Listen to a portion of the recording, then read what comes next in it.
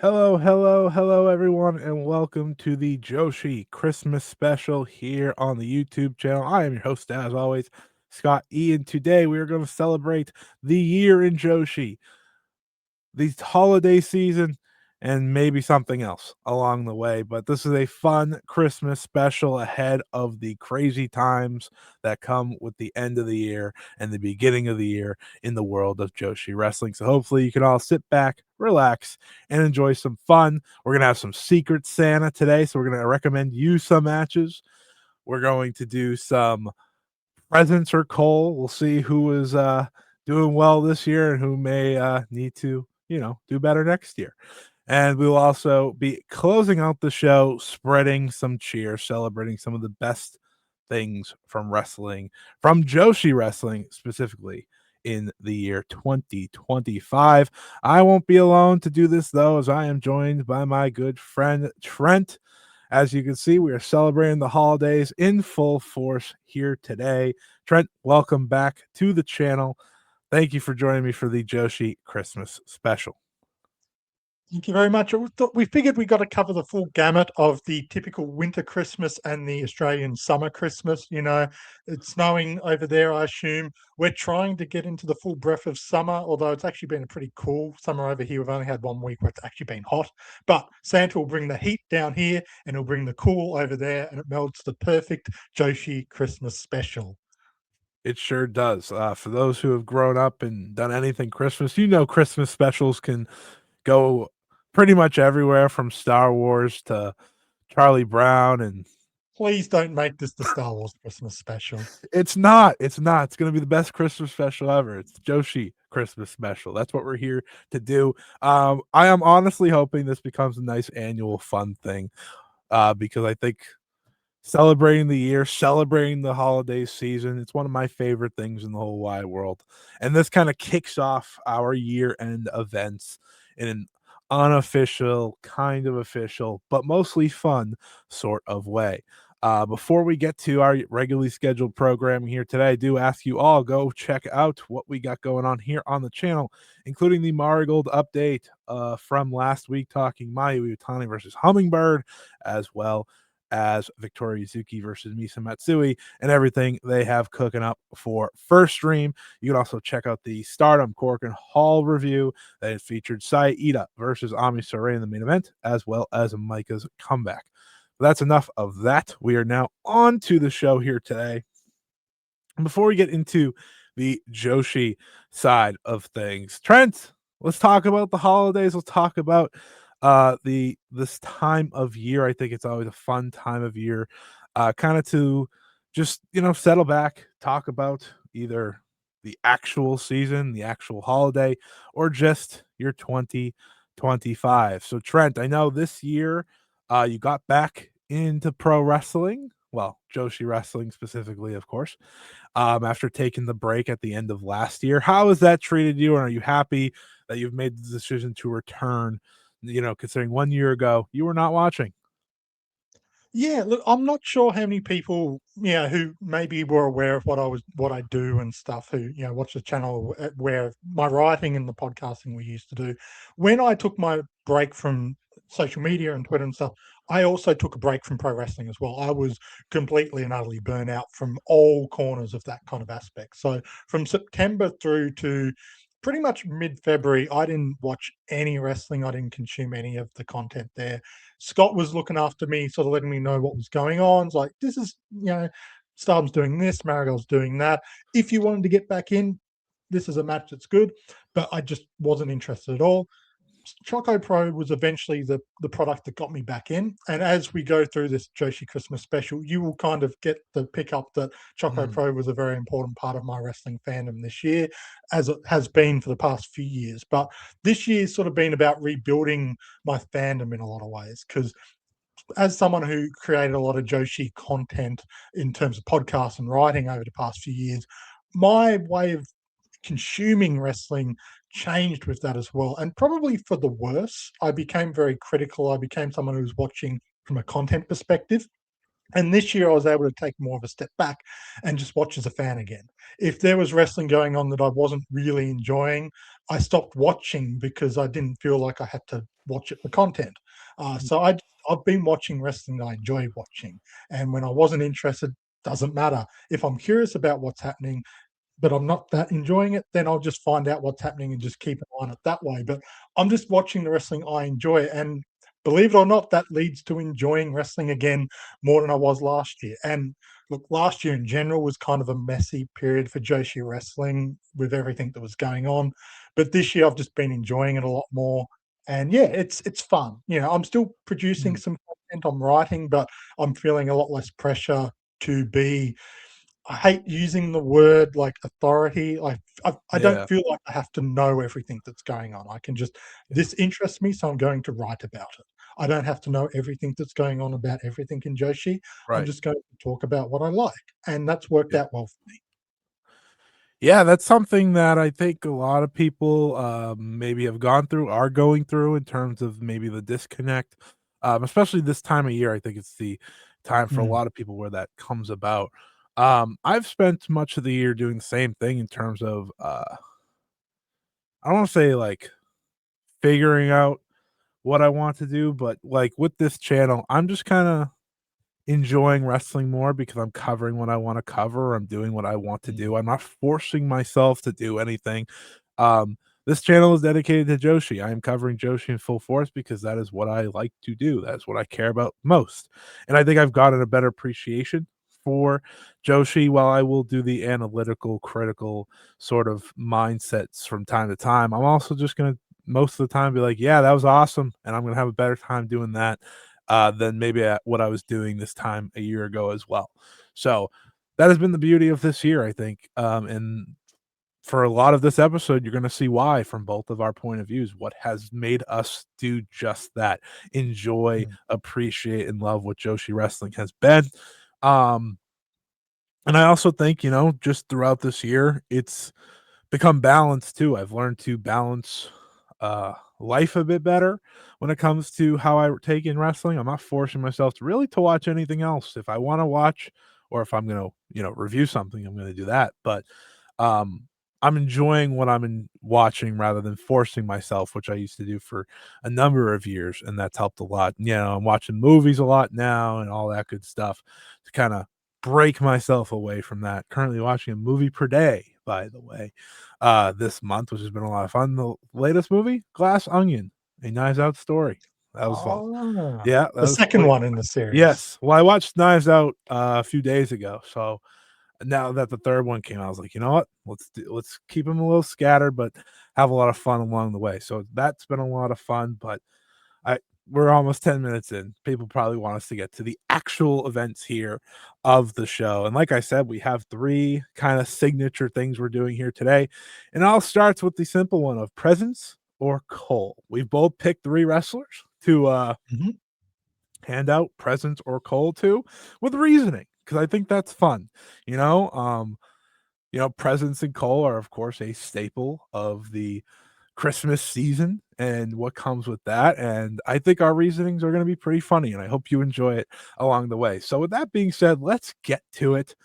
And Trent, you're starting us off. You're starting off with one of my favorite wrestlers here this year, someone that I have talked about more than maybe anyone on this earth that covers Joshi, quite frankly. Mm. That is Sareee Amioka, and she is the first up for the presents or call. So Trent, take it away. No pressure then, I'm deciding her fate, and if I decide wrong, I might be getting an earful and completely You might ruining be the kicked spirit of off this the show. holiday season. Um, yeah, Look, Sareee Yamaoka is obviously this is her rookie year. She's been finding her feet in a lot of ways, and the question is, does she deserve a present, or is Santa going to be bringing her a big lump of coal based on what she's been doing this year? And honestly, I think the answer's pretty obvious. I've started off with a nice softball. She deserves a present this year because I think when you look at what she's been doing from a few different areas, she's been one of the best. She's had one of the best rookie years, I think, just from a pure performance level. From the very first day she stepped in the ring up against Mariah, she proved that the hype was kind of worth it, and then she's just kept going through the litany of big matches she's had. She could have very easily put a step wrong, and I don't think she really has. Honestly, I think the matches where maybe they haven't delivered to the level you would expect, it hasn't been on her. Like, I didn't enjoy the Mayu matches as much as some people. I would put that more on Mayu's performances than I would put it on Saree's. She's just had a fantastic job. She's had one of the best feuds in all of Joshi this year against another rookie, Senka Akatsuki. She had a great tag title run with Nanae Takahashi. And when you look at all of this, that alone would say, yes, you've had a great rookie year. But you also have to look at the fact that she's done this when, after her first match, after her first month, she was kind of having those nerves, that kind of thought of, do I actually want to keep doing this? And that kind of self doubt that would very easily derail a lesser person and maybe would push someone to, maybe take that step back and not want the spotlight of those big singles matches, not want the spotlight of a tag title run, Yeah. not want the She heard a spotlight lot. of being, yeah, this is not Said that as someone that much. you would necessarily want to put the pressure on, but she's stepped forward and taken on that pressure. We know Rossi will put rookies in sink or swim situations, and with that kind of pressure, if you don't back yourself, you can fall. But she's had that self doubt and she's pushed forward. She's had the right support network, but she still had to be the one that pushed forward. And because she's done that, because she's had an excellent debut year, proven to be one of the top rookies, not only this year, but just rookies that we've had in a long time, she absolutely deserves a present. Now, in terms of what present she deserves, I would be giving her new entrance gear because as fantastic as she's been, and I get the connection with Nanae Takahashi, really doesn't suit her, I don't think. The puffy jacket, the hat. I would like to see her get something that suits her a little more. So give her some new Maybe a entrance big, gear. big Sample, jacket. bring it to her. She doesn't have to buy it. Just something that screams a little more Sareee. Mm. But absolutely deserves a present this year, I think. I think that's a great choice. You will not be getting kicked off the show. So happy holidays. Even then, I would have had to, Good time. because of the holiday season, I would have had to not kick you off, I guess. But no, obviously, as someone who loves what Sareee Yamaoka has done, someone who sings her praises weekly at this point, she'll do something very simple, and I'll be like, guys, did you see that? Did you see what she did again? No, she absolutely deserves the praise here on today's episode, and I promise you, it will not be the final time she gets praise on this episode. But next up is my first choice in terms of Presidents or Cole, and that is, of course, Rina, the twin sister, of course, of Hina, the younger sister of Hanan, and one of the top stars in all of Stardom. And I I never do things simple. I can never do things simple. Trent, you know this. You've recorded with me many times. You've talked to me for years now. I never can do anything simple. So when it comes to present or Cole, what does Rena get this year? A little bit of both. And I say a little bit of both because presents, we'll start off with the presents. Why does she get presents? Well, she had a breakout year. Second year in a row. One could argue she's had a breakout year, which is an odd thing to be able to say, but that is what she's been doing. She got put in a main event spot back at her hometown earlier this year, and she hit a home run against Starlight Kid for the Wonder of Stardom Championship. Still one of my favorite matches of the entire year. She went to the finals of the Cinderella tournament, but came up short against Sayaka Carrara. She went to the semifinals of the 5-Star Grand Prix, but came up short to Azumi. And she is now currently, as of this recording, one third of the Artist of Stardom champions. So she's had a very successful year. So she's definitely going to get gifts from me. But there's reason to have Cole here, and it may not even be her fault. It may actually be Cole for Stardom, because here's the thing: while you did a lot with Rena this year, you didn't fully commit. There was a sense of, you could just take that next step. I've talked to many people. People go back to that Cinderella tournament, like, did you think they kind of regretted that? Honestly, I think it helped Carrara, but the momentum Rena had going from the Wonder of Stardom Championship match to that was like none other. And I complained all year how this company was just the Saya Kamatani show and nothing more. Well, to me, the best member of Hate this year wasn't Saya Kamatani. It was Rena. And she's getting coal because she didn't take charge. I need her to take a little bit more charge. Take over the group. Take her from actually technically Natsuko runs the group, so this is coal for her too. This is coal for everyone that held Rena back a little bit as well. But she gets some too because the momentum just didn't come through. And she did fall in the finals. She did fall in the semifinals. It's like she got so close and then she didn't get there. So we're still waiting for that last step, right? The big win. They teased you 3 different times this year. So not coming up with a win, gets you a little cold, but the main present here for next year, right? Because we got to give her a gift is not only are you getting a championship win next year, I'm giving you a pass, and the pass is you get to beat your sister Hanan for the title the moment she wins it. That's your gift for next year, Rena, because that's what we all want. Rena had a fantastic year, one of my favorites. My current favorite is Stardom. I've said that many times on these recordings. But the coal kind of goes to everyone, a little bit of Rena, mostly Hate. You too, Sai Kamatani, you too, Taro. Don't hold her back anymore. You were willing to push her, but not the coal enough. is for all of Hate. But she Yeah, gets it by it is. association. Yes. Yeah, well, she's in Hate, like if she was Yeah. the leader of Hate, it'd be different. Maybe we'd be having different conversations. Saya Kamatani's technically So not she even needs to be in the Wrestle Kingdom match. That's how she avoids coal. She Yeah. sure does. No pressure. No pressure. But I think she could be the top star this company is looking for, truthfully. So 2 future stars to kick off Presents or Cole. So we move on to Speaking of future stars. Kiona. Whoa, Trent. She's back. Jungle Kiona is your favorite. Like, well, it's her and Mayu. Anyone that's talked to Trent, you know who your 2 favorites are. But she only had 2 matches this year. Yes, she had 2 matches. We should be rejoicing. This should be an obvious easy one. But the reality is she's getting coal this year, which I know might surprise a lot of people. Why would I be giving Jungle Kiona coal? I should be giving her all of the presents. She's back. She's better than ever. This is a great momentous moment. Here's the thing. She had 2 matches. One of them was in Marigold. It was 5 minutes. It was an exhibition match. She's finding her feet. She's finding her knee under her. That's a good thing. Her second match was in her own little self-produced 10th anniversary show against Sareee. Wonderful. So happy for her. What I'm not happy about, where's the match? Why can't I watch it? You had complete control of this match. It was your anniversary show.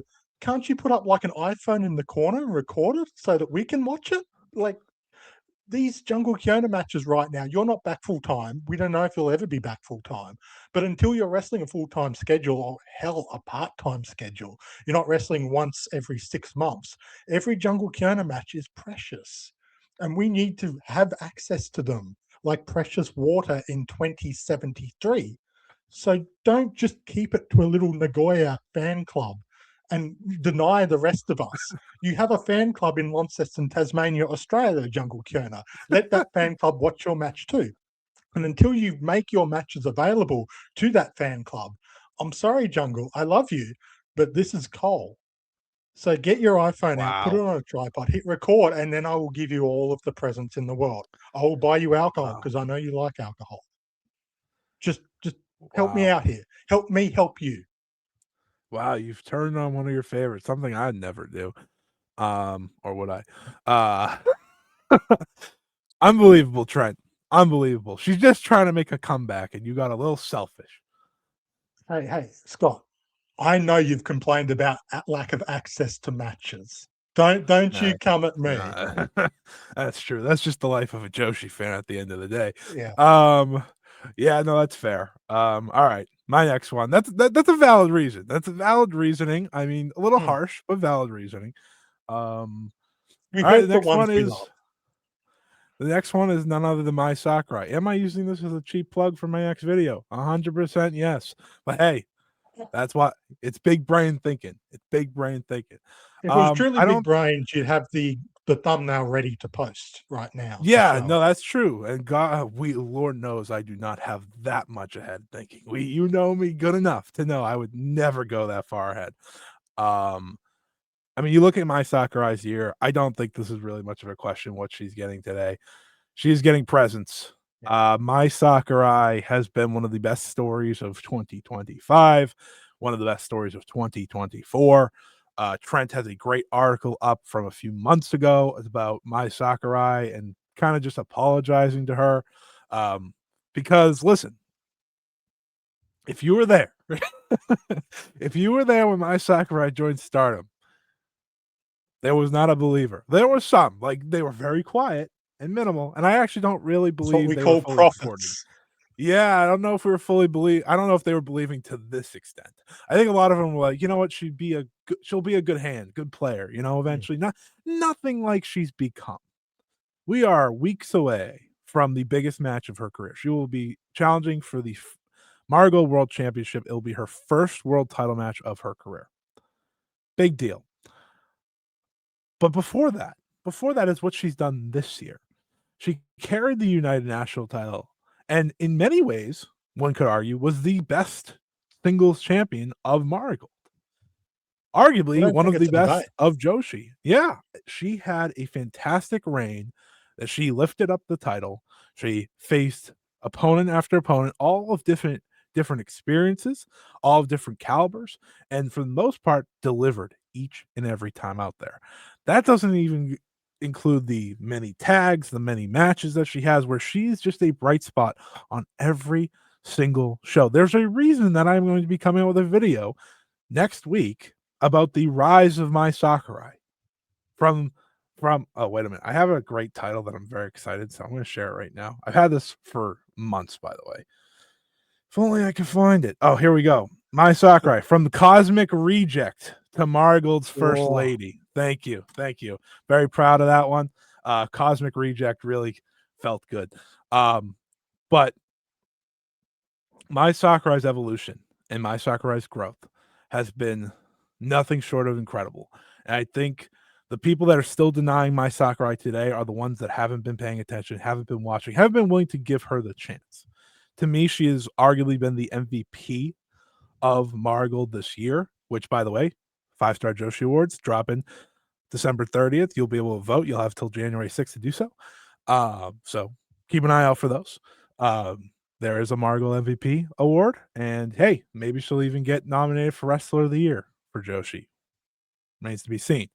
But my point remains, she is closing out the year as strong as possible. She is having great preview after great preview with Miku Ano. I think her and Miku Ano have become the most trusted, most reliable matchup in the company, and they are going into First Stream with the chance to steal the show in the very first world title match of Mai Sakurai's career. In terms of presents, what's a good present for Mai Sakurai?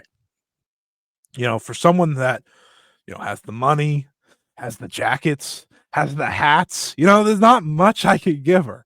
mhm. But I think what I'm going to give her, and this is going to sound very cheesy, but it's my forever trust in her moving forward. Quite frankly, it's going to be cheesy, but listen, you have to remember where we were, Mm. and you have to know where we are. There were many memes about Mai Sakurai once upon a time, many that we all shared. I have many recordings of, I'm like, what are we doing here? Why is Mai Sakurai getting pushed? Waka Tsukiyama would be better being pushed than her. Ate that one. Boy, oh boy, if I ate that one. So honestly, my gift is the video of me eating shit for an hour that will be coming out as well. I think that's important because I didn't believe in Mai Sakurai until late last year. Like it took me a long time. It's taken other people a long time.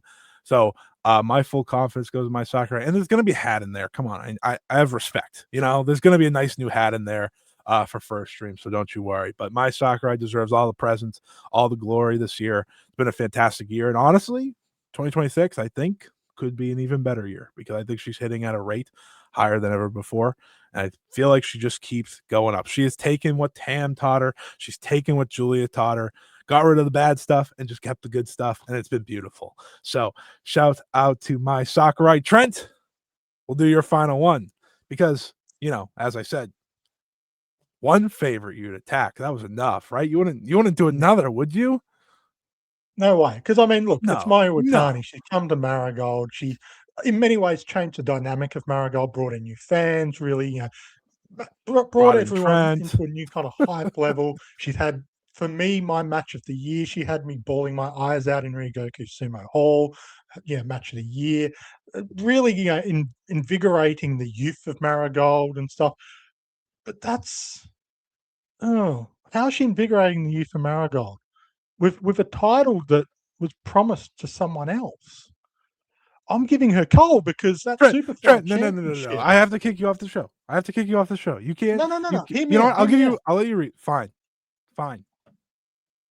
That Superfly Championship belongs in a match with someone else, someone that you like as well. And I think you want to see the match too because you've been begging for it and pleading for it, and probably said you would retire after it happens because you like to make that I promise. didn't do that for that one. Thank you. Oh, okay, fair enough. Mayu Iwatani versus Mia Momino is a match that we've been waiting for ever since Mio came back and had the match in the tag match against Mayu and was eyeing off that Superfly Championship and basically said, I want that title. I want to have a match for that title. And Mayu's like, cool, let me go wrestle a bunch of rookies and let me go wrestle Hummingbird. Hey, that match was And I'll great. get back to you. I'll get back to you later. This is what we call ducking worthy opponents. This is what we call in boxing in UFC, bringing in your lesser opponents so we can build up the record before we eventually lose the title to someone we're afraid of. I love Mayu. She's the best in the world. She has been for years and years. But you've got someone that you need to have a match with. Stop ducking me a moment. Call me Billy Bob Thornton. I'm a bad Santa. I'm giving coal out everywhere. But Mayu, come on. I want to see the match with Mia Momino. Scott wants to see the match with Mia Momino. Until you have that match, until you stop wrestling the rookies and stuff, and Yeah. lifting them up, that's great and all that, but Yeah. stop messing around with them. Put your title on the line against Mia Momino, and then go play in the kiddie pool. I can't believe you've done this. I can't believe you come on my show and give Mayu Iwatani coal. That's the last thing you do when you come on my show. Giving Cole a favorites. What She is deserves that it. about? Well, I'm gonna lift up spirits here. Listen. I'm with you. You know, Mio Momono versus Mayu Iwatani needs to happen. A potential match of the year contender is just in our grasp. They've both teased it. They both want it. So maybe you're right. But it takes two to tango, Trent. So my last option is Mio Momono. And I'm not even gonna save it here. She's getting cold too. Because at the end of the day, Trent, she needs to come back. She challenged. She said, Mayu, one-on-one, you and me. She went to Tokyo Sports. Mayu, where's my title challenge? What are we doing? Miyamoto, you know how you get a title challenge from Mayu Iwatani? You don't go to Tokyo Sports. I'll tell you that right now. Doesn't work very well. She will just be like, whatever. You got to go face to face. And until you do that, you're getting cold as well because you promised us something special, right? You got in her face. You gave us a little preview in that tag. You went crazy. You've been the most locked in Miyamoto has been this year, has been against Marigold wrestlers. Her and Utami in that marvelous gauntlet match that they had. Unreal. And then she ran away. Mia, we need you. We need you here. And listen, I know Mayu could win the GHC, and maybe that's what you're waiting for. Maybe you want, 2 belts. But listen, you don't get many belts to begin with, Mio. Maybe let's not be so picky. Okay? Maybe when she's handing out title matches to Komomo Manami and like you said, Hummingbird, maybe you can just sneak back in and be like, hey, remember when I said I wanted one? And you're like, bet. Yeah, why don't we do that? So I can't leave this just on Mayu. I have to blame Mio too. And I think that's only fair. Equal amounts of coal for equal amount of responsibility. Hopefully this is the magic that turns it into presents, and the present is the match. Yeah. That's how they both get presents. We get the match because that's a present to all of us. Yes. We gotta keep the thought alive. That's what we're doing here as the year comes to a close, because we're not getting the match before the end of 2025. Sure, okay, Mayu versus Takumi sounds good, sounds great, gonna be a lovely time. After that, it's wide open. We're waiting. The Marigold Marvelous feud is still happening, so let's keep the feud alive with arguably a more enticing match because Mhm. we've seen Mayu versus Takumi. I want to see it again. Oh, It's yeah. Oh, already yeah. my most Oh, yeah. excited match for 2026. But let's see the Right. match that we also need to see because we haven't seen it yet. Yeah. That's why you come to the Joshi Christmas special here on the YouTube channel. You get bits like this. We're trying to keep the magic alive because with Christmas comes magic, and Yes. that's what we do. But with Christmas also comes Santa. Specifically, Secret Santa. That's what we love to do here. Right? Mhm. Secret Santa has become a real tradition, I think. And for many, I think in wrestling it's become a big thing as well. Secret Santa, with matches, with shows, with things like that. Hey, here's a gift, go watch this match. Let me know how you feel. So that's what me and Trent are doing for each other and for all of you. We are giving you guys gifts as well. So No coal here. yeah, no. We're not handing a coal to you folks. The many subscribers, the many viewers, we appreciate you. I appreciate you greatly. So we're here to give you gifts. The rest of this is going to be very positive Mm. because we're about spreading cheer. We're about giving out gifts as Secret Santa begins. And Trent, I'm going to let you kick off Secret Santa because I think it's only fair. It's only fair. You're my guest. You're my guest. Thank you. So please kick us off. Well, when you think of Christmas, what colors do you think of, Scott? Red.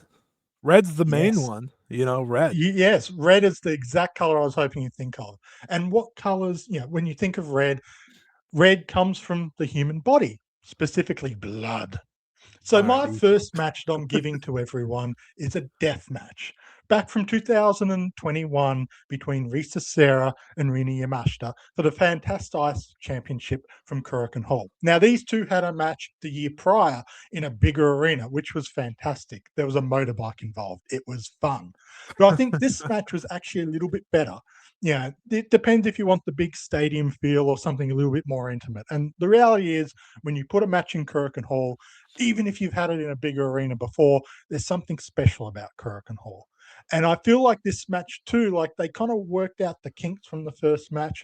And after maybe some initial finding their feet in this match, they really locked in and it just delivered on every front that you want from a Joshi death match. It was bloody, it was violent, but they really found what works here because Risa Serra was coming in as a champion. Rini Yamashita was trying to basically fight off her rival.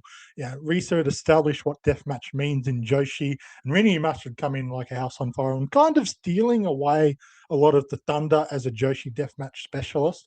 And it all comes together here. And what the beauty of this is at the end of the match, I'm not going to say who wins because if you're coming in, you don't know who wins. It's fun to kind of have that mystery behind it. But at the end of it all, they take the ice ribbon slogan of let's love wrestling and change it to let's love deathmatch. And I know deathmatch isn't for everyone, and like if you don't love deathmatch, this probably isn't going to change your mind because it is bloody. Rina Yamashita's back is torn to shreds by the end of this after multiple air raid crashes onto just a pile of light tubes. But if you are willing to partake in the deathmatch wrestling style, I think this is a fantastic example of it. These two just deliver on every front. You can see that they love deathmatch and they love pro wrestling. And I've been diving into a lot of Risa Serra matches recently. I've been diving into a lot of past Ice Ribbon matches recently for articles I've been writing. And this was one of the matches, both that really stood out. And it's good to remind yourselves what makes Risa Serra special, especially he's about to retire at the start of next year and move on to very interesting things with Wrestle Bingo. This is kind of peak Risa Serra in a lot of ways. Before the knee really gave in, before she started focusing on other things, this is the kind of stuff that was turning a lot of heads and what inspired people like Suzu Suzuki to get into deathmatch. It's a great pick. From 2021. So, you have to remind people of the time and the crowds as Yes, well. What comes with that. Um, yes. but Arisa Sarah in her prime match is never a bad choice. So I think that's a brilliant first pick. But before we go to your second, I will, of course, take the helm here. Do we want the gift for you, Trent, and of course the rest of the people, or the gift for just everyone? I want the people to get their gift. All right. let me give the people their gift. So this is a two-parter because I like to cheat. That's how I go. That's how I go. I wanted to do something from this year, and I wanted to do something from the past couple of years. So, what better combination than All Out Wars? All Out Wars that people remember very fondly. We start with the Margot versus Marvelous Gauntlet, the first match that I think really raised the stakes in terms of faction versus faction. I almost did the other one, which was Nanai and Sareee Yamaoka versus Takumi and Senko, which is one of my favorite matches of the entire year. But I think that one is probably more seen from everyone. I think that one, because that of who it was, of the simplicity of it, that one was seen of this one. This one had a lot of people maybe you didn't know of at the time, maybe you weren't sure of, and then of course Takumi Iroha. Of course, Miku Ano has made her name well known since this moment. Chika Goto has risen in popularity, and so on and so forth. This match is sensational. Another one of my favorite matches of the year. Top 10 favorite match of the year, actually. I love this match. You get a story in every face off that they have. You get the story of the young rookies. Kazuna Tanaka starts this off ablaze. I'd argue the best performance of her career in this match. You get Miku Ano and Rika Kawahara having a legitimate, like, 4+ star match by themselves in this match. You get the greatness of Shozuki, and Maria had a run in this match that I don't think a lot of people remember. She took out member after member, and then, of course, went to a draw with Shozuki.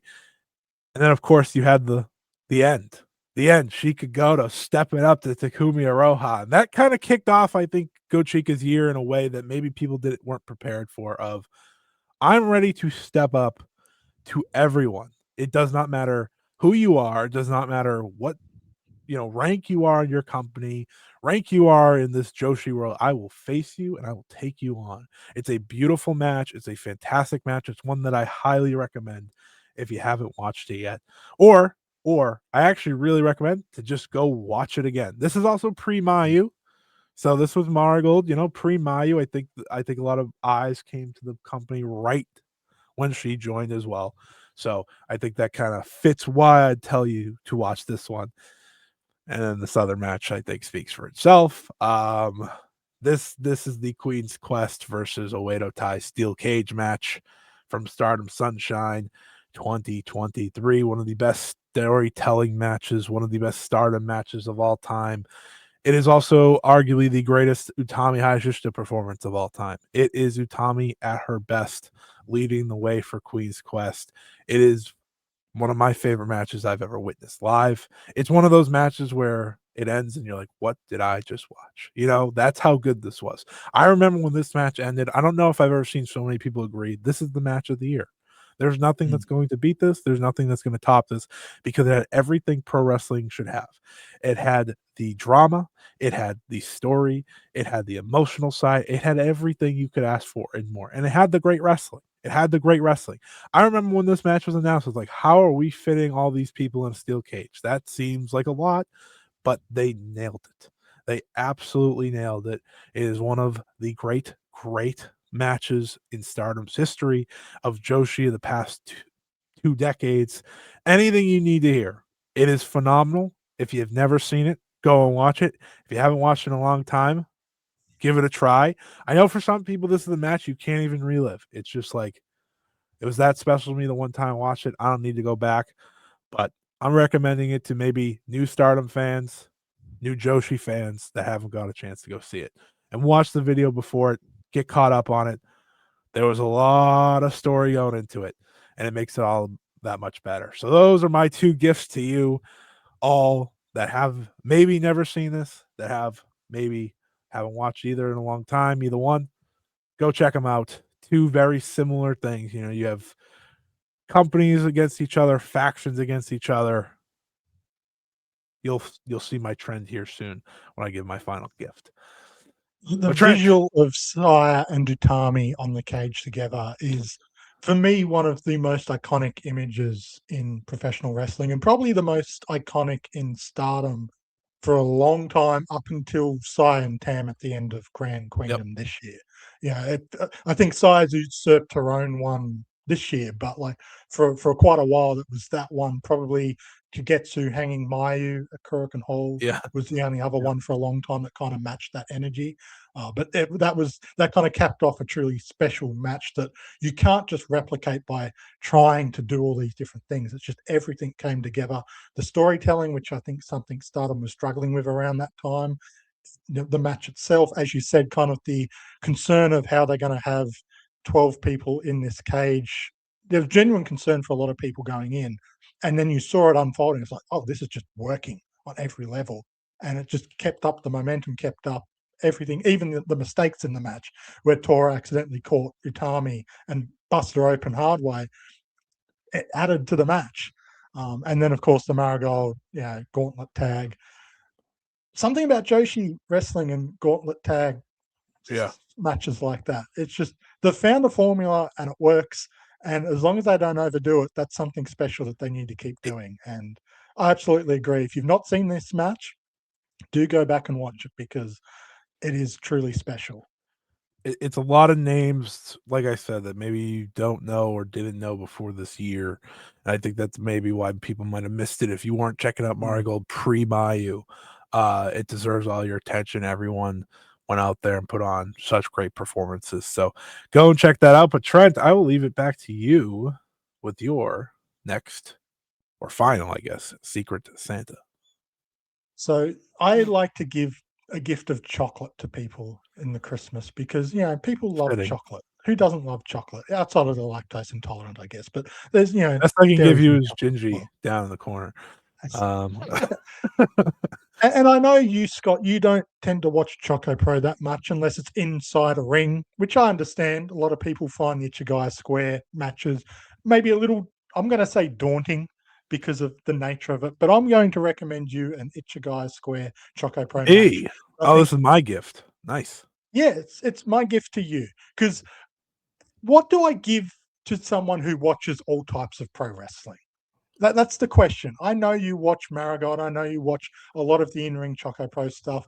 I know you watch all of the other wrestling that I tend to dip my toes in, except for maybe Baka Gaijin and stuff. But like when it comes to Joshi, you watch pretty much everything I watch. So Mhm. what am I going to recommend? It's an Ichigai Square Choco Pro match from all the way back in January.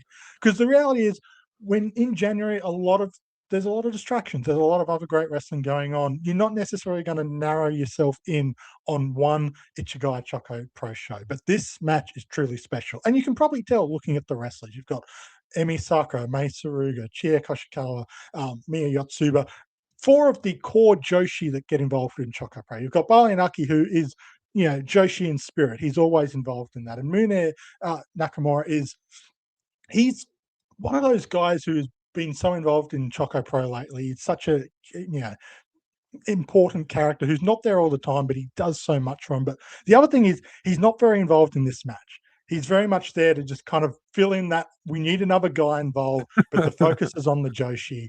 So if you are someone who's like, ew, guys in my Joshi wrestling promotion, don't worry, this is Joshi heavy.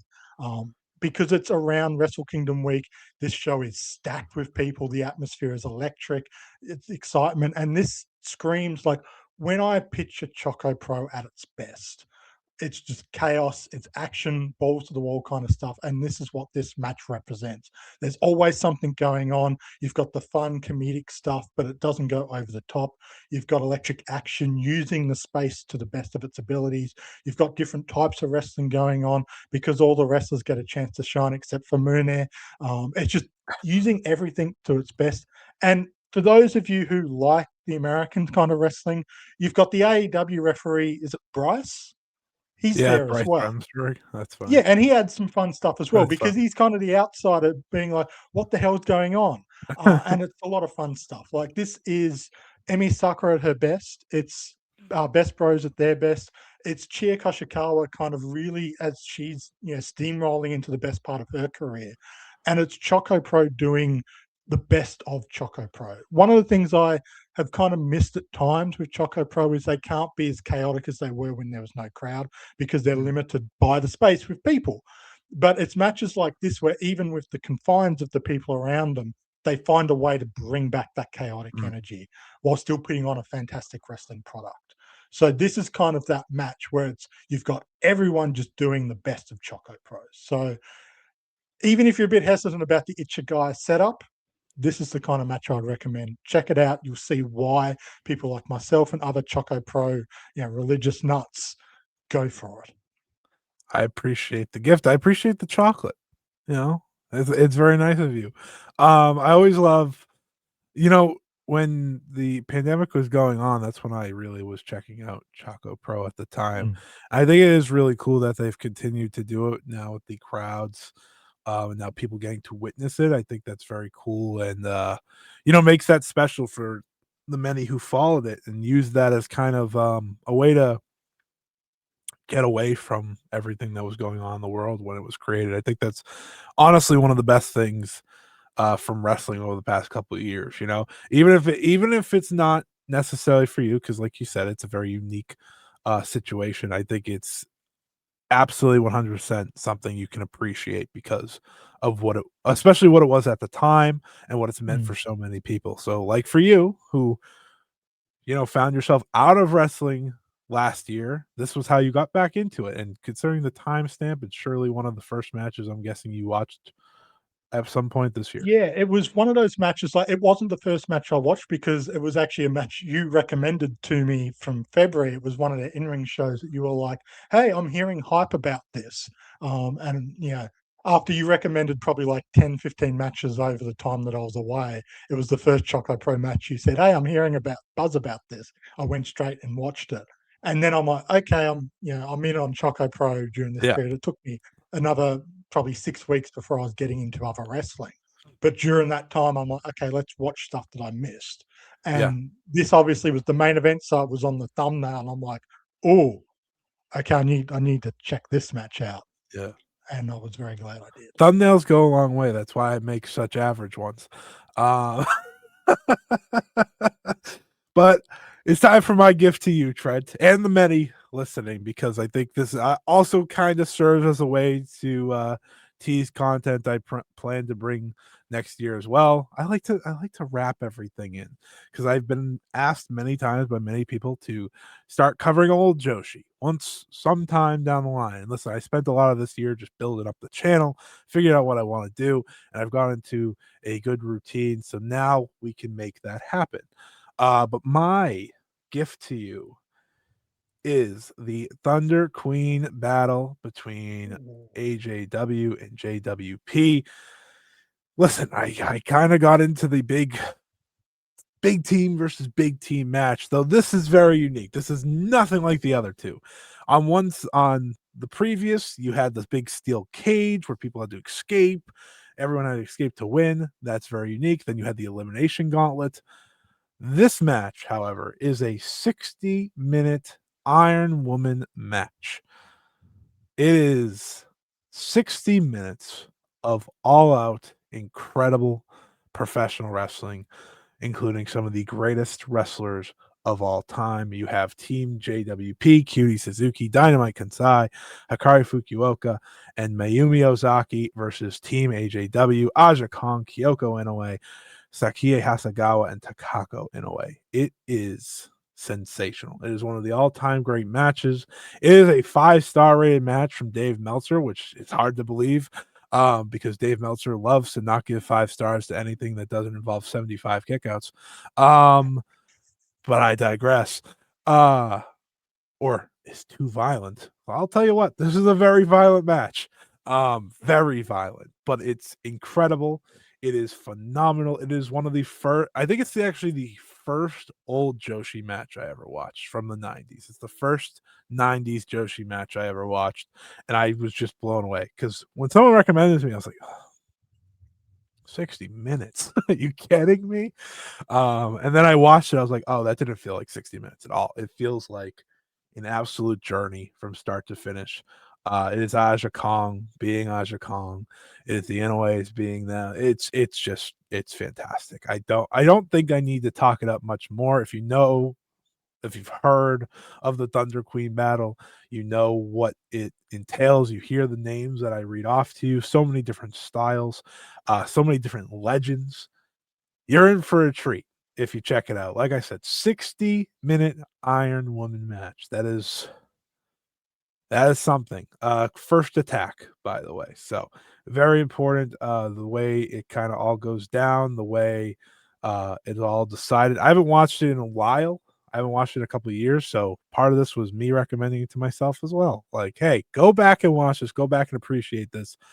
So definitely check this out, Trent. I highly recommend it. I don't think you'll walk away upset. I mean, it sounds like my kind of match, and Yeah. I'm definitely it's funny when you were talking to me a while back about, you doing a lot of watching the old classics and wanting to look into covering it, and I was sort of sitting back going, I need to do that because, Yeah. every time I've dived into the older stuff, I'm always reminded, like, yeah, this is just incredible. And I do get stuck into watching the newer stuff and the Yep. stuff Me that I'm too. familiar with because it's either like it's happening now, I want to keep up, or it's I like watching the wrestlers I have watched a lot of and I was already familiar with. But anytime I watch the old stuff, I'm just kind of like, I wish I was, watching this as it was happening. Like, just Yeah. would have been blowing my mind. And I understand, like, Yeah. I would have had to have been buying tapes from shady people in back alleys and, probably losing my credit card and stuff. But, like, it would have been worth it Yeah.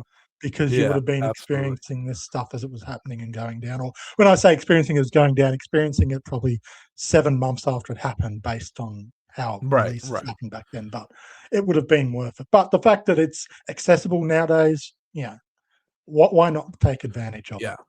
To anyone that looks for this, you literally just type in Thunder Queen Battle. It's the first thing that pops up on YouTube. You do not have to hunt for it, and that's the beauty of it.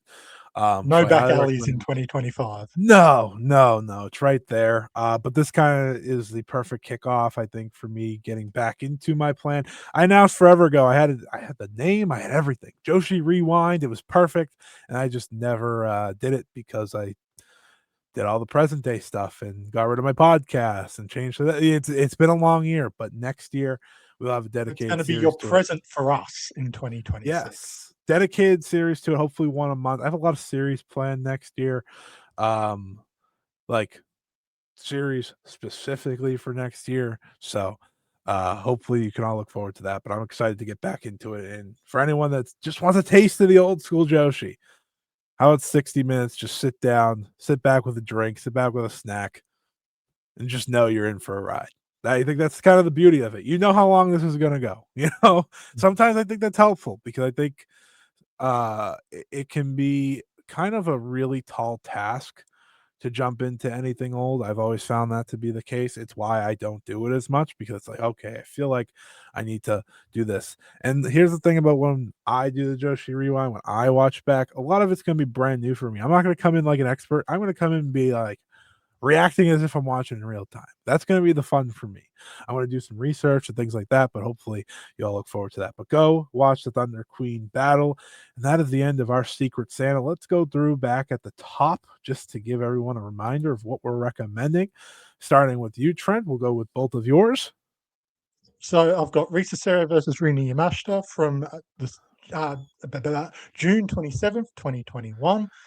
It is available online. You might have to do a little bit of searching, but most of the semi-major video sharing sites will have this. That's how I found it.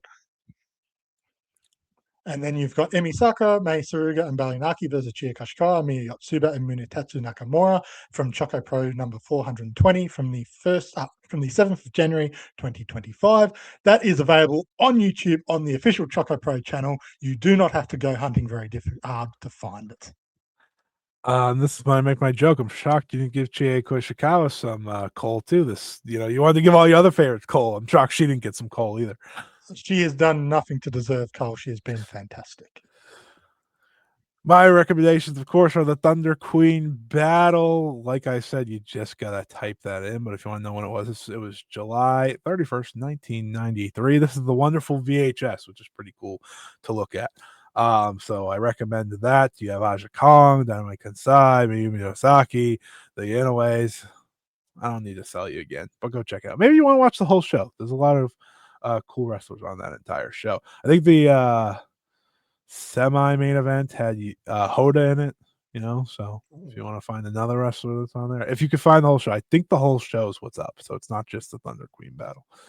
And of course, my double take here because I just couldn't settle. I was like, you know what, why not both? You have the Margot versus Marvelous Gauntlet tag from Margot's Corkin back on April 25th.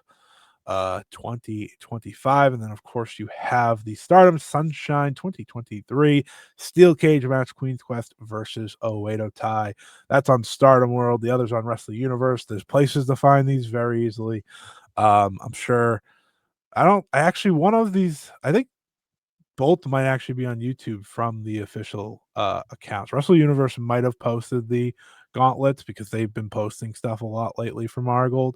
I believe Stardom Sunshine 2023 is definitely on there though, at least the match. You just have to The find it. Stardom Cage match is slightly edited down. Yeah, It does cut a little bit of the action, unfortunately. yeah, But like, if you don't have access to Stardom World, if right. you aren't subscribed, it's still a great way to watch it. You Yeah, get the bulk of it. You get all the drama and stuff. it's like a movie because it's like it has a Mm, few cuts. It's like it's yes, a little more like but a it movie. also shows Yeah, replays of some of the key yeah. stuff which you don't get Which on the official broadcast. Which reminds me while you're talking here. So I was watching Sareee versus Mayu. Not Sareee versus Mayu. Sareee and Mayu versus Hash and Venny. I recommend the Sareee channel extra because the way she posts her matches is a director's cut for those who don't know. So like it's very different from the Sareeism version, like that you watch live. When I rewatched that match a few months ago, and I said this on the video that we talked about, the Hashimoto Joshi showcase, but they're all director's cut matches, so that's pretty cool. Like if you want a unique view at a match you might have watched, I just wanted to recommend that because yeah, that's what I do. But anyways, it's Watch time that to again spread. recently. It was so good. Yeah, it's the easy answer now for my favorite match of all time, which I never had the answer to. Now it's just like, see this? Know who I am? Duh. Uh, pretty easy to figure out. But now it's time to spread some cheer because that's what we're all about. We're going to close out the show spreading cheer. We're going to be talking about things from this year that we just want to celebrate. We want to spread to all of you, and it could be a match, a wrestler, literally anything. It's just something to celebrate the end of the year, maybe some things you forgot, maybe some things you haven't thought about, and just some things we want to talk about. That's the beauty of it. So, Trent, let's spread some cheer here on the Joshi Christmas special to close things out now, shall we? Sounds like a plan because Christmas is all about spreading cheer. Despite the copious amounts of coal we handed out earlier, we just wanted to start slow and end strong. And Yeah, there's when I think cheer and 2025 in pro wrestling, there's no wrestler that's brought me more cheer and more happiness than Chika Goto in 2025. She has just been such a ray of sunshine in professional wrestling for I need me. everyone to And see Utami's face. Continue. yes, yes. I may have picked that picture 95% because of the Utama reaction as well. Um, when I got back into Marigold, and I think by it would have been probably mid March, getting into the start of April, when I started getting back into Marigold. Gigoto was one of those people that kind of surprised me because when I stopped watching wrestling I was aware of her, but I'll be honest, I didn't really care. I'd seen a couple of decent things from her because she was we had the Nanai Takahashi match. And it's like, okay, you're Yeah. showing bits and pieces, but like I missed the tag match that she had with Arisa Nakajima and Sareee, which I Mm. think was very much kind of the first proper Did coming I out recommend that party to for her. you? No, you didn't. I should have. Well, you didn't like But there's a Chigoto at the time reason. when you were asking for X. I was about Yeah, Mariah, but and I there's a was like, reason for that in terms of recommendations, and we'll get to that later yeah. with the Okay. Okay. recommendations I got from you. So don't worry. I don't think you did a bad job in that respect. But Chikagoto, I missed that, and so when I started get back in, I'm like, okay, she's doing pretty well for herself. I'm kind of impressed with what she's done. And then came the April 25 match, Yes. and I was like, wow, okay, who is this woman? Because she came out. I'd seen her little thing that she does, but she came out completely focused, and she won me over in that entrance. And I don't think I'm the only one she won over in that entrance. And she came down. She locked in against Takumi. And from then onwards, I think she's just been totally focused and dedicated into improving herself as a wrestler. And she's been doing that since before. But that was the moment when I think for a lot of people it clicked like, okay, she's serious about this Yeah. and she's putting in the work, she's putting in the effort. And here we sit at the end of 2025, and that hard work is being realized in multiple facets. She's getting the big matches, she's getting the big opportunities. Now, part of that is luck in misfortune with Koki Amare getting injured. She probably would be a tag champion now, but she'd be worse off because in place of that, she's gotten a singles match in Ryogoku against Sareee. She got a Kurikan Hall main event against Miko Iono, and now she's getting a big main event, not a main event, but a big singles match in a pay-per-view match against Utami Hayashishita. This is the trifecta of prove yourself. You've done the hard work. Now showcase it in front of a big audience. And seeing her step up in multiple facets in the ring as a personality, everything I can tell behind the scenes. This is what I look for in a pro wrestler. Someone who takes the bull by the horns, makes the changes necessary. She didn't have to put on the weight she's put on. She could have just kept with a model figure and just been a popular, fun little charismatic lower card wrestler. But she recognized I need to put on weight, I need to put on strength to be the big, tall wrestler and work in a bigger main event kind of setting if I want to fulfill that role. And I think, she's already done so much now. She's only going to continue to succeed in that area, but she deserves all of the praise, all of the cheer. She's made my 2025 so much better as a wrestling fan, and I feel like I'm not the only one. I think spreading cheer, the idea of it is like the definition of Chikagoto. Honestly, like there's just something about her that like there are wrestlers I think that come along that no matter their skill set, no matter the place on the card, they just connect with an audience, and that is what she's become. I don't know if anyone could have predicted that. Whether you were watching her in Actress Girls, whether you're watching her at the very beginning, I don't know if anyone saw out of the lineup of Actress Girls that came over, it would be Go Chica that has become what she's become. Um, each of these spreading cheers, we can of course include our own thoughts. And for Go Chica, I mean, it's been unbelievable to follow her this year. And I've said on multiple occasions, if the day comes where she wins a singles championship in this promotion, is going to be one of the all-time great days in Marigold's history. It's going to be so special. It's going to be a major, major moment, and it feels like they're kind of telling you there's a chance. It's not like a guarantee, but there's a chance. In 2026, she's going to challenge for one of those top two belts, and she's going to come damn close. Like you said, she's facing Sareee, she's facing Miko Iono, she's facing Utami. Those are the three Marigold World Champions, for those who may have not connected the dots. Like, that is back to back to back, the three signature events in a row. That is her opponents. They are telling you, they are hinting to you, hey, we're starting to believe. She just needs to keep proving it, and I think she's going to keep proving it. It's been a wonderful journey to watch. I'm very happy you included her on here. I think talking about 2025, talking about and celebrating 2025, it would have been wrong to not include Chica Goto. I shout out my friend Xavier, who was always flying the flag for Go Chica in every which way. I think he said she was going to squash Utami at first stream. So had to include that as well. Great. I believe with you. Well, so to follow that, I stay in the Marigold lane and I talk about something that I've talked about time and time and time again this year, but I'm spreading cheer for a reason. That is young Marigold. We can focus on just the rookies. As you see here, you have Yuka Yamazaki and Sareee Amioka kicking poor Victoria Izuki in the face.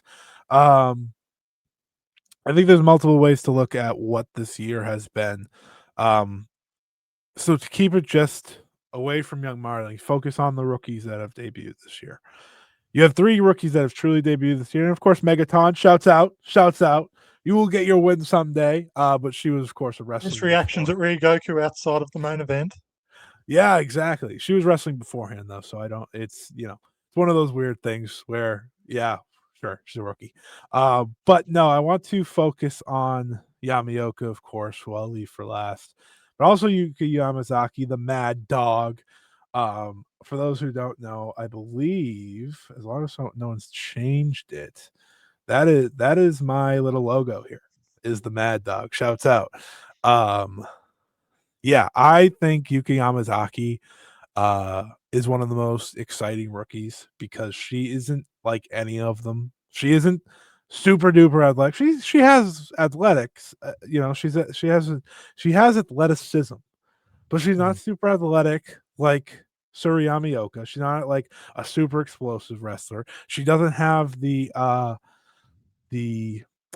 lineage that Shino has, but she has heart, and that heart jumps off the page every time she's in the ring. She's very, very Mariah inspired, which isn't a shock considering that was her debut match. And I think that she keeps a lot of that spirit that Mariah brought to Marigold in it. I think Yuki Yamazaki is a wonderful addition. I think she's someone that maybe they didn't expect to be as good as she already is, but she's going to keep proving. And then we talk about, of course, the two super rookies, not pictured here, but Shino has been the best part-time wrestler of 2025. Sorry to all the other part-time wrestlers in the other parts of the world. But it feels like anytime Shino comes around, people are paying attention. Anytime Shino comes around, it's like, oh, here we go. And for someone who's not wrestling every day, for someone who's just 16 years of age, now 17, um, I don't know if anyone's made more noise wrestling so on and off like she has. Every time Shino shows up, whether it be a tag or singles, you pay attention. Every time there's a pay-per-view for Margot, she's in a big match. She has been the opener for 2 in a row.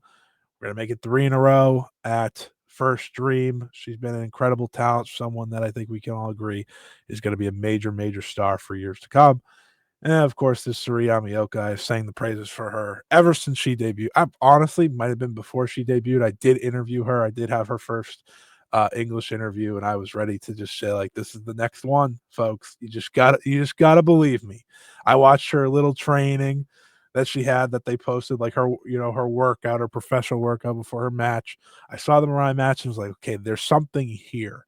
We kept it very dialed in, and ever since then, she has blossomed in a way that I don't think anyone could have ever expected. I remember her saying her favorite wrestlers to look up to, not including Julia, because we knew that one, were Chihiro Hashimoto and Io Shirai. And I said to myself, I don't know how that combination works. But as we're seeing, Suri Amioka is making it work. She is someone who is starting to bring in a little EO to her already very amateur style suplexes, tosses, super strength. I always say about Suriyami Oka, she is the most explosive rookie I may have ever seen. Like everything she does packs a punch that you kind of just aren't ready for. And I think maybe surprises her at times. Because the way she hits her moves, like when she hits the missile drop kick now, the EO drop kick as I like to call it. I'm always amazed. Like she gets the most power maybe anyone since EO has gotten on that. And it's just pair that with the spear and the suplexes, the Aoki clutch, all these different things. She is being set up for greatness. She's had time and time again to prove herself. Each pay per view has been a big time moment. Mirai, Takumi Iroha, Chihiro Hashimoto, they'll speak for themselves. She seemingly got better in every single match, too. You can watch it. Go back to the Mirai one, then to the Takumi one, then the Hash one. They're all very different, but they're all showcases of how much she's grown in year one. I'm very excited for Yeah. what they will all bring. I'm very excited for what Margot will do as a whole. But I wanted to highlight those three specifically because they have been my favorite part on a week to week basis, truly in all of wrestling. Because I watch the house shows for those three. How are they growing? How are they developing? I know Shino's not always around, but Suriyami Oka has been on every show for the most part, so she's been a blessing from start to finish. And Yuki Yamazaki's right there with her. The brightness of Marigold's youth is just ridiculous right now. Like you're just covering those three, and the Yeah. young Marigold roster extends beyond them. It's kind of crazy. Like the fact, yeah, you're looking at Yuzuki and she's just past her second year in wrestling, and it's so easy to forget That's a that. veteran. I You don't know, know what you're she's talking about. but yeah, that's what we're talking about when Yeah, it's the term of the young Marigold. Like, if you were using the Future of Stardom belt, there's so many wrestlers that fall under that kind of 3 right. year bracket that would be eligible and would be putting on phenomenal matches in the Marigold system. I feel bad for the rookies that are currently training, and I know there's a couple of them in the Marigold training format and probably debuting next year. They're all not going to be this good, but it's going to be hard for people not to have those expectations when we've had so many people come in and just magically be at this phenomenal level. Yeah, there's going to be a lot of pressure on them, rightly or wrongly, but Yeah, it's the reality of when you have all these wrestlers coming through who just have this innate ability to turn it on. Yeah, Yuka Yamazaki, as you said, she's not someone who necessarily has that pure athleticism or just switch it on, but she's found her niche and she delivers in that niche. That's what you've got to do. And the beautiful yeah, thing is, like, that niche wasn't really being filled by anyone else, both in Young Marigold and beyond. So as she continues to develop and continues to grow, she's going to continue to develop her own little world and make that work. And people are going to have to be, if they want to do that style, they're going to be compared to Yuka, not Yuka being compared to other wrestlers already filling that role in Marigold. right. So Young Marigold is very special. As you said, it's always fun. You've always said this. It's always fun watching rookies develop. It's a lot more fun when they're already this great because you're Yeah, not having to be in the trenches, so to speak, waiting for them. This isn't a Mai Sakurai in 2021, 2022 right. situation. They're already damn good, and they're only going to get better. Um, it's a wonderful thing. Yeah, I mean, my most anticipated match for first stream is not any of the big singles. It is the trios. It is the Yamaoka, Shino, Koko versus Yamazaki, Manami, Tanaka match. Like that is so exciting to me because it's like it's kind of them showing off. It's like, here you go. Mm. Here's our future. Check it out. Like we're celebrating series anniversary on that show. We're doing all these different things. So I'm looking forward to that. But that's not to speak for the Reasetos of the world and others as well who have really blossomed this year. Mm. If you were to ask me my single favorite thing in wrestling this entire year, it'd probably be Young Marigold as a whole and watching them develop. So wanted to spread cheer doing that. But Trent, I'll kick it back over to you with your next spreading cheer. I'm still more hyped for Mayu versus Takumi over the rookies match No, that's myself, fair. but That's fair. you do you do you. Um, I want to spread a bit of cheer, obviously continuing the ChocoPro theme I've had going a little bit, and will continue to have going. This is a combination match slash story slash wrestler. It's a little bit of everything because I think this match got a little bit of hype from what I can gather at the time. But I think when you look at the grand scheme of everything that's gone on this year, it will get forgotten a bit, understandably so. It was usurped, I think, for best Choco Pro match by Mei Suruga versus Rina Yamashita, and I think fairly so as well. But this match represents a few different things. This was very much a coming out party for Chie Koshikawa. It was the biggest match of her career. I think there was probably a bit of pressure on her to step up in this situation and prove that she's ready.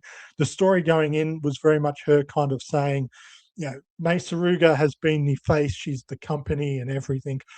It doesn't need to be this way, though. There's so many people in ChocoPro who are willing to step up and carry ChocoPro on their shoulders as well, and I'm one of them. Well, part of that is stepping up and having a fantastic match in this situation.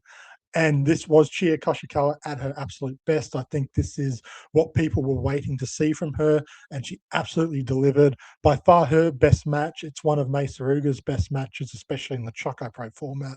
And it was, as someone who's been a Chie Koshikawa fan for a long time, I was so happy to see her deliver on this level. I was nervous as hell going into watching this match. As it's one of those things where I was just thinking, come on, Chia, I know what you can do. I believe you can deliver this match. I just hope it gets there. And she went above and beyond my own expectations with that. So I was so happy to see her realize her own potential with that. And the story itself is something like Choco Pro, when they sit down and go, we want to tell a great story, they can tell a really great story. And that story of, Mei Suruga being the face, the ace of the company, and Chia basically saying, no, there's more of us out here who can carry ChocoPro. Don't forget about us.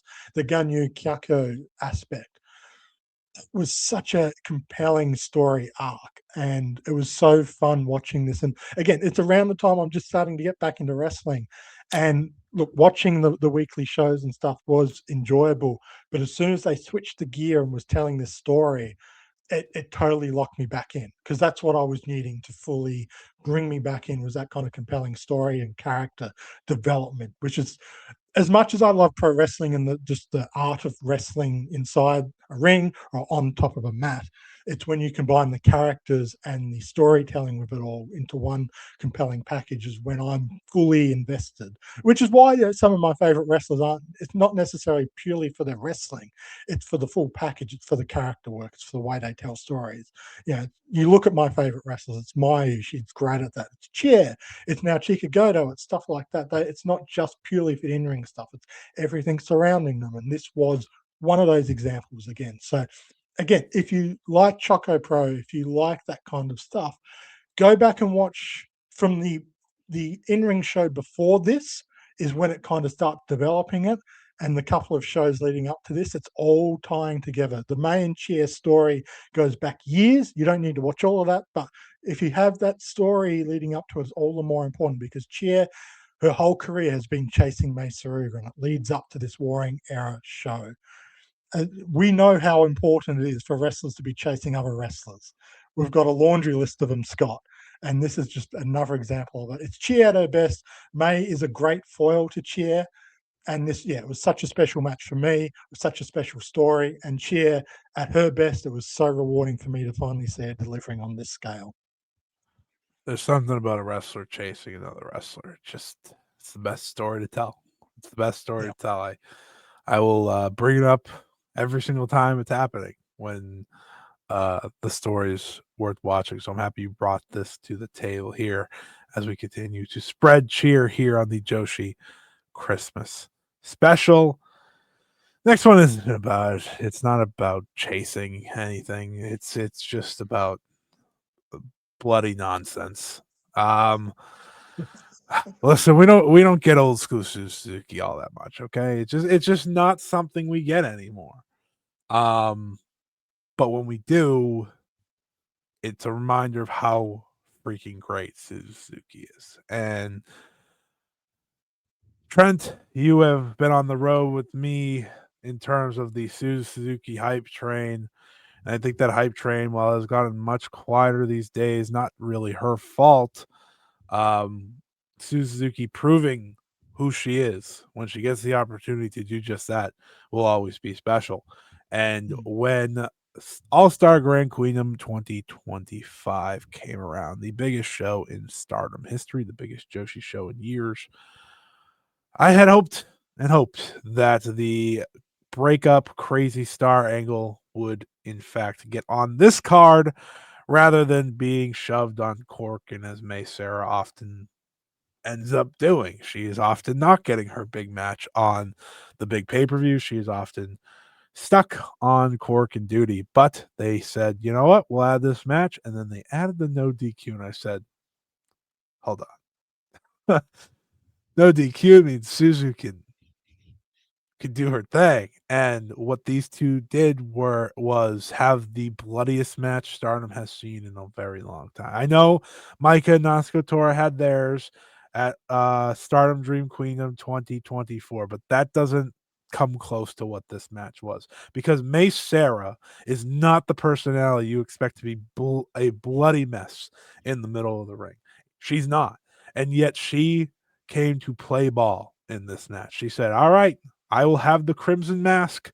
I will do everything. I will get my ass beat to make Suzuki look like $1,000,000. And that's what she did. These two had a phenomenal match, a match that I have seen some say is the best match of All-Star Grand Queen of 2025.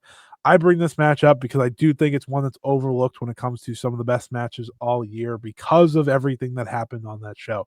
Not only did you have the Tam and Saya Kamatani match that, of course, marked the retirement of Tam Nakano. You also had the Shuri versus Mayu Iwatani match, which was Mayu Iwatani's final Stardom match. Those two matches alone, a lot to handle, a lot to pretty much takes most of the memory, I think, from that show. This one deserves all your attention and more. It is a beautiful, beautiful match of violence of two former tag team partners who now hate each other going to war. Something so simple. One of the oldest tales in the history of wrestling is that exact story. And I think they absolutely hit home run. I remember just seeing May Sarah sitting there. I'm like, I can't believe you did this. And you deserve all the respect. I've always been on the May Sarah respect train, don't get me wrong, but that this is probably her best career match for my money. It's either this or the Hazuki High Speed from the year before. Yeah, we'll go with 2024. I don't know. She's had the High Speed title for so long now. But it's sensational. It's a match that I think I just had to remind people of because it is that good, even though it was on that show. It's what I think raises that show up to being as special as it was because it came at the right time and it kind of changed the mood of the entire pay per view. So, shout out to both of them for the story they told. Hopefully, 2026 is better for both of them because Suzuki has done a whole lot of nothing. And May Sarah has been stuck with the high speed belt and just she'll probably not have it anymore by the end of the year. But I'd like both of them to do so much more. They were really one of my favorite tag teams when they were together, taking them apart. Still is kind of a bummer to look back on. But hey, we got the match. The match is cool. So that's the way we look at it. I remember you being really hyped when this happened. It's one of those matches that you were like, dude, you got to check this out. Like, especially because, like, A, how much I appreciate Suzu Suzuki, and B, how much I Yeah. appreciate Suzu Suzuki when she's trying to make other people and herself bleed. So it was Yeah. kind of like that perfect combination of, dude, I know you're not necessarily watching Stardom much anymore, but bring Yeah. your eyes onto this It one. was like the one recipe I was like, okay, I could get Trent to watch this one. It's like there's Suzu and she has gone mad. Yeah, It's yeah, it's it plays to the kind of what a lot of people had hoped wouldn't go away with her death match love when she mm, signed with Star, and the love never went away. It was more yeah. the ability to actually do it, and I think this is the best we've gotten since then. I know she's had the Rita Yamashita match as well from Barb's show, which was really cool. So it's And been she got cool to see Jumika her do again that. this year. Yes, it's been really cool to see her do that again, even if Mm. it's not a lot, just to see her have that freedom.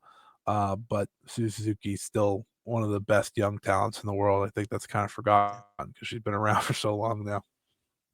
She's had more death match than I was expecting she would Yeah. this year and since joining Stardom. I thought it was going to be a case of, okay, I have to put away the barbed wire and the light tubes and stuff to join. So I am glad she's still getting that. Trent, it's time for you to spread some more cheer. Yeah, I'm going away from the blood. I'm going back to ChocoPro, and I'm going towards Hiroi Iwata, who, if you don't follow ChocoPro, you might be thinking, who the hell is that? And fair enough. She's not one of the big names in ChocoPro. She's just in her second year now. But honestly, I think she's been one of the best parts of ChocoPro, if not the best part of ChocoPro, especially in the second half of this year. Because I was talking about the Warring Era and the Ganyu Kyaku part, which was the first half of the year. In the second half of the year, to me, has been the Hiyori show because she has been one of the most compelling characters ChocoPro has ever produced, precisely because she's been an annoying little brat. And not in the way that Mei Saruga is, because she plays that role, but she's still kind of fun and gets involved and is still just an incredible wrestler. Hiyori's role is basically, I don't know when not to stick my face into things. You'll have like Rini Yamashita and Mei Suruga doing their stare down, hyping up the championship, and she'll just pop up and say, "Hey, hope you didn't forget about me. I would like a championship one day down the road. I'm still a new wrestler, but I believe I can get there one day," and piss everyone off. And it's this fascinating character role that Choco Pro has never really utilized. I guess they didn't have the right wrestler for it, but they've Mhm. latched on to her, and like she's not intentionally annoying. Like she's not. You feel like she's not doing it on purpose, But at the same time, there's just kind of this twinkle in her eye where it's almost like she knows what she's doing. She's pressing Yeah. buttons. It's like, I'm not the most athletic person. I'm not Mace Saruga like that. I'm not a natural wrestler. But if I can annoy people and throw people off their game, I can use this to my advantage. But in the process, she is legitimately pissing off the entire ChocoPro roster. You see Mei Saruga lose her cool.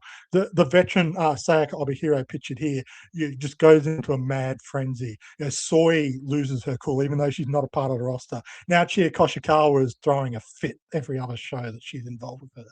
It's so unlike anything ChocoPro's done, but it's just so fun because it is such a happy family environment Yeah. ChocoPro have. And normally, like if someone is annoying, they all kiss and make up and hug at the end of it. But they're not doing that with Hiyori.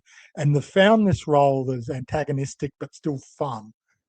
And it is playing so well. It's, as I said, like, it's a long time since I've seen a character like this played so effectively, not just in ChocoPro, but in Joshi. And for someone in just coming into their second year now, it's a role that, would maybe be a little bit nervous because she's said herself she's an introvert by nature. She's kind of, I feel like playing this kind of role is maybe pushing her out of her Yeah. comfort zone a little bit, but she dove head first into this role, clearly having a lot of fun. She's got her mannerisms down pat. And yeah, like seeing her what she's already done, 2026 is going to be so much fun as she gets better. They've paired her now with Sayaka Obihiro, who's a true veteran, who I think she's going to really help her find her way in the ring or on the mat. Sayaka was, I think, very important for helping Chair a year or two ago in that same front, and we've seen how far Chair's come. So I think with Hiyori, she's already got the character stuff down pat already. Seeing what she can do now next year or two in the ring is going to be a lot of fun. But yeah, second half of the year with ChocoPro, Hiyori has been an absolute star by being just an absolute brat. Do you like when people are brats? Are you saying like that's what you used to be when you were a kid, or No, normally I would hate that kind of person, but in a wrestling setting or like in a TV show or in a movie, yeah, that kind of character played well yeah? is just a lot of fun. Yeah. I think anytime someone has a character that's very distinct to them, it's it's what makes people jump out, especially in wrestling these days. I feel like Mm. so many of the times, especially for someone so young, it can be hard to um, jump off the page like that, especially in terms of that aspect. Some people could just be great in the ring, but it's the charisma and it's the annoyance and the character that can be hard to develop. So, just hearing it was starting to annoy me almost, which I think is the point. Yeah. Um, like just thinking of like the way she would annoy everyone, but that's like that makes it fun, like you said. I think so much of the time, this isn't for me to go on a rant, but I think so much of the time people forget to just have fun with pro wrestling. Have fun. That's why we're doing this. For you and me are having fun just recording this. One person could watch it, two people could watch it, 10, 100 people. Like it doesn't matter. We're just having fun celebrating all these different things. So that's an excellent choice. And for me, I it's pretty easy. I mean, I know, You gave her I know. coal. She can't be I spreading I cheer. I can't. I did not give her a call. You did. This is not my problem. I don't go a year in wrestling without things being better because of one Mayu Iwatani. So it would be wrong for me not to include her on here. I didn't have her be the show closer like I usually do. Um, but there's so many different things to take from her year that have made me love wrestling, and so many things that she has coming up with the year 15 coming up that has me so excited for pro wrestling. I'm coming off the heels of John Cena retiring, and it was the slap in the face of like, oh, I'm not watching wrestling after a certain someone else hangs up I'm not gonna say the name. I'm just putting that out there.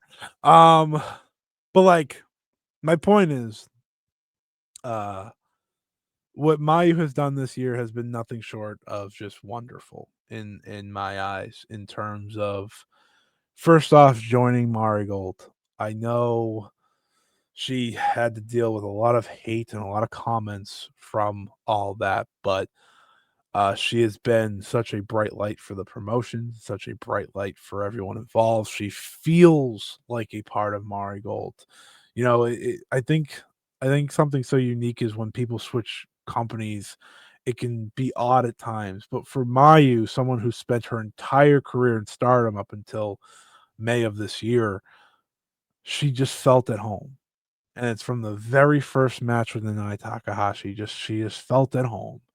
And after having to last year was one of my least favorite years of wrestling. A lot of it had to do with Mayu very clearly not wanting to be where she was. She fought through it. She did what she did. She had some phenomenal matches because she's Mayu Iwatani. That's what she does. But seeing her switch brands and get to be where she wants to be and do what she wants to do and not have to be the top champion, not have to be the main event all the time. Now, don't get me wrong, we are putting her in the main event when we need to. But she came in, she won the Superfly Championship, and that's the other part that I want to talk about here. That Superfly Championship, I remember when she won it, people were like, why are we giving Mayu the third belt? And I said at the time, I was like, just wait. This is the belt that's gonna be the show me what you got belt. Because that's what Mayu is. Mayu is the one that raises all ships, the one that brings the best out of everyone. I said it on the last video we did on here, talking about the Hummingbird match. She got the best possible performance out of Hummingbird, and she's done that each and every time she's had this belt. She continuously goes out there and wrestles someone new and puts on a unique match with them. Arena Yamanaka is a big one that jumped out. I remember her wrestling her and be like, "You're awesome. That was a great time. Let's do that." You know, the Misa Matsui one's one of my favorites of her. Like, how did I not know that you were like awesome and amazing? How about her, huh? And like, it's really funny because she's a heel, and like Mayu's like, I don't care. That was wonderful, and so much of that has been this reign of facing all these different people, facing these unique wrestlers, now facing the future wrestlers, right? Kamamo Minami's next. It's been a wonderful journey to see her do something with this championship because listen, there's going to be the time where she's called upon to be the top champion or one of the top two champions. But letting her get to become part of the roster and help raise everyone around her has been really great. I've loved the Superfly reign. Long may she reign. I don't know how much longer she's going to reign, but I've enjoyed every second of it. And you know, I'll just toss in because I'm not going to talk about it otherwise on the show. The EO match was pretty cool. Um, you know, consider to think of all things I never imagined I'd get to watch live in any form. Um, I know you were there, of course, Trent. So that's another like different level of like you never thought you'd probably see that live and especially now.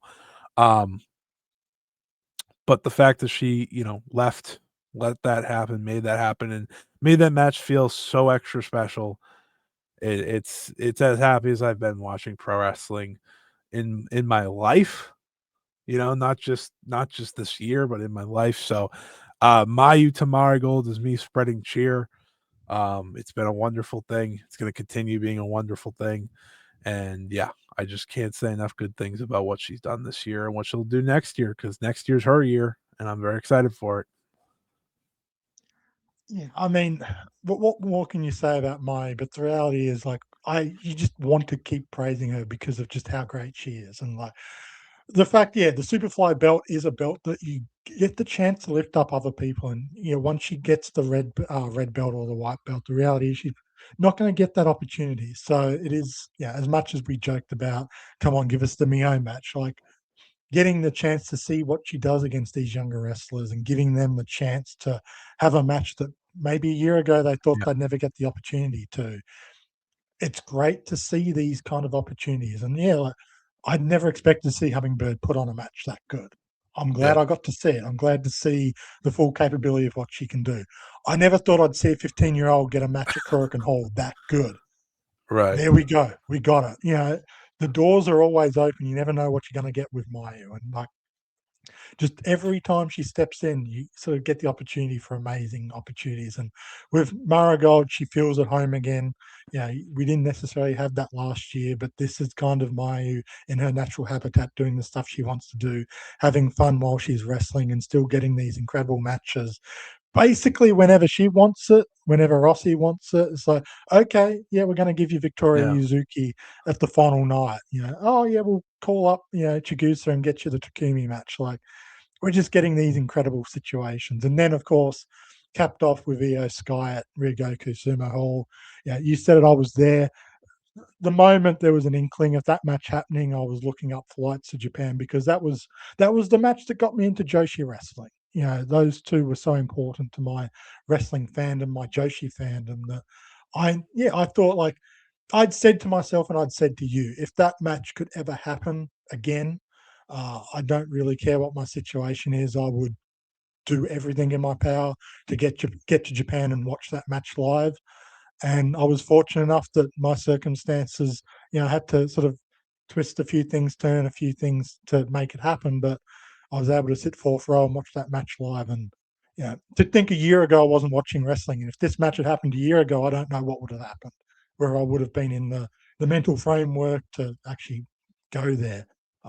Thankfully, it all came about the right time for me, because it was such a special moment. I was bawling my eyes out for most of that whole show in anticipation for that match. So I'm glad that the lights were dark.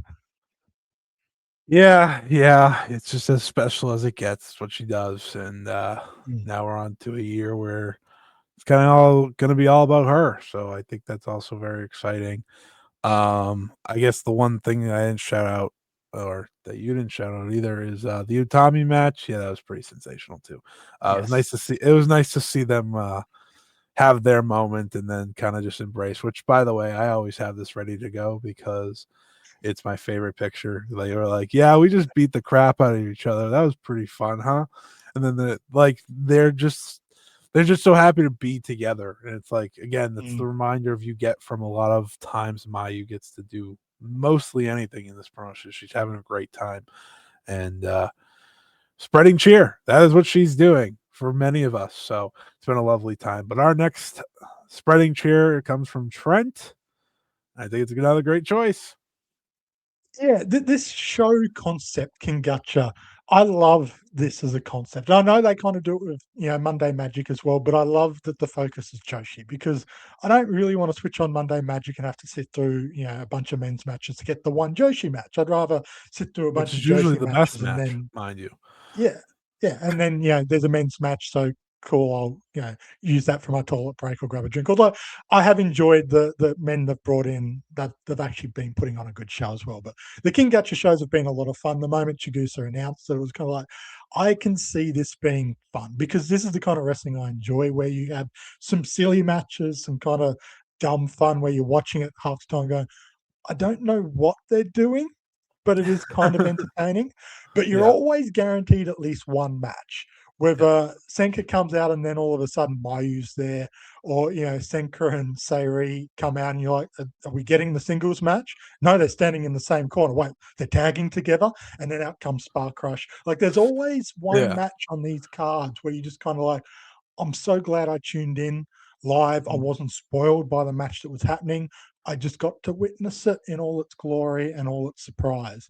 And I'm so glad that they are going to be doing it again, because this kind of variety is the spice of life, is what you want with Joshi. And the fact that you never know which wrestlers are going to get brought in from which promotions, the fact that we got STARDOM wrestlers coming in, we got Marigold wrestlers coming in, we've got, Sendai girls wrestlers coming in. Like, you do not know what you're going to get. Literally the point of the show name. It's fun just every now and again just to flick on a show and be like, I don't know what's going to happen. Just let's sit back, relax, and have some fun.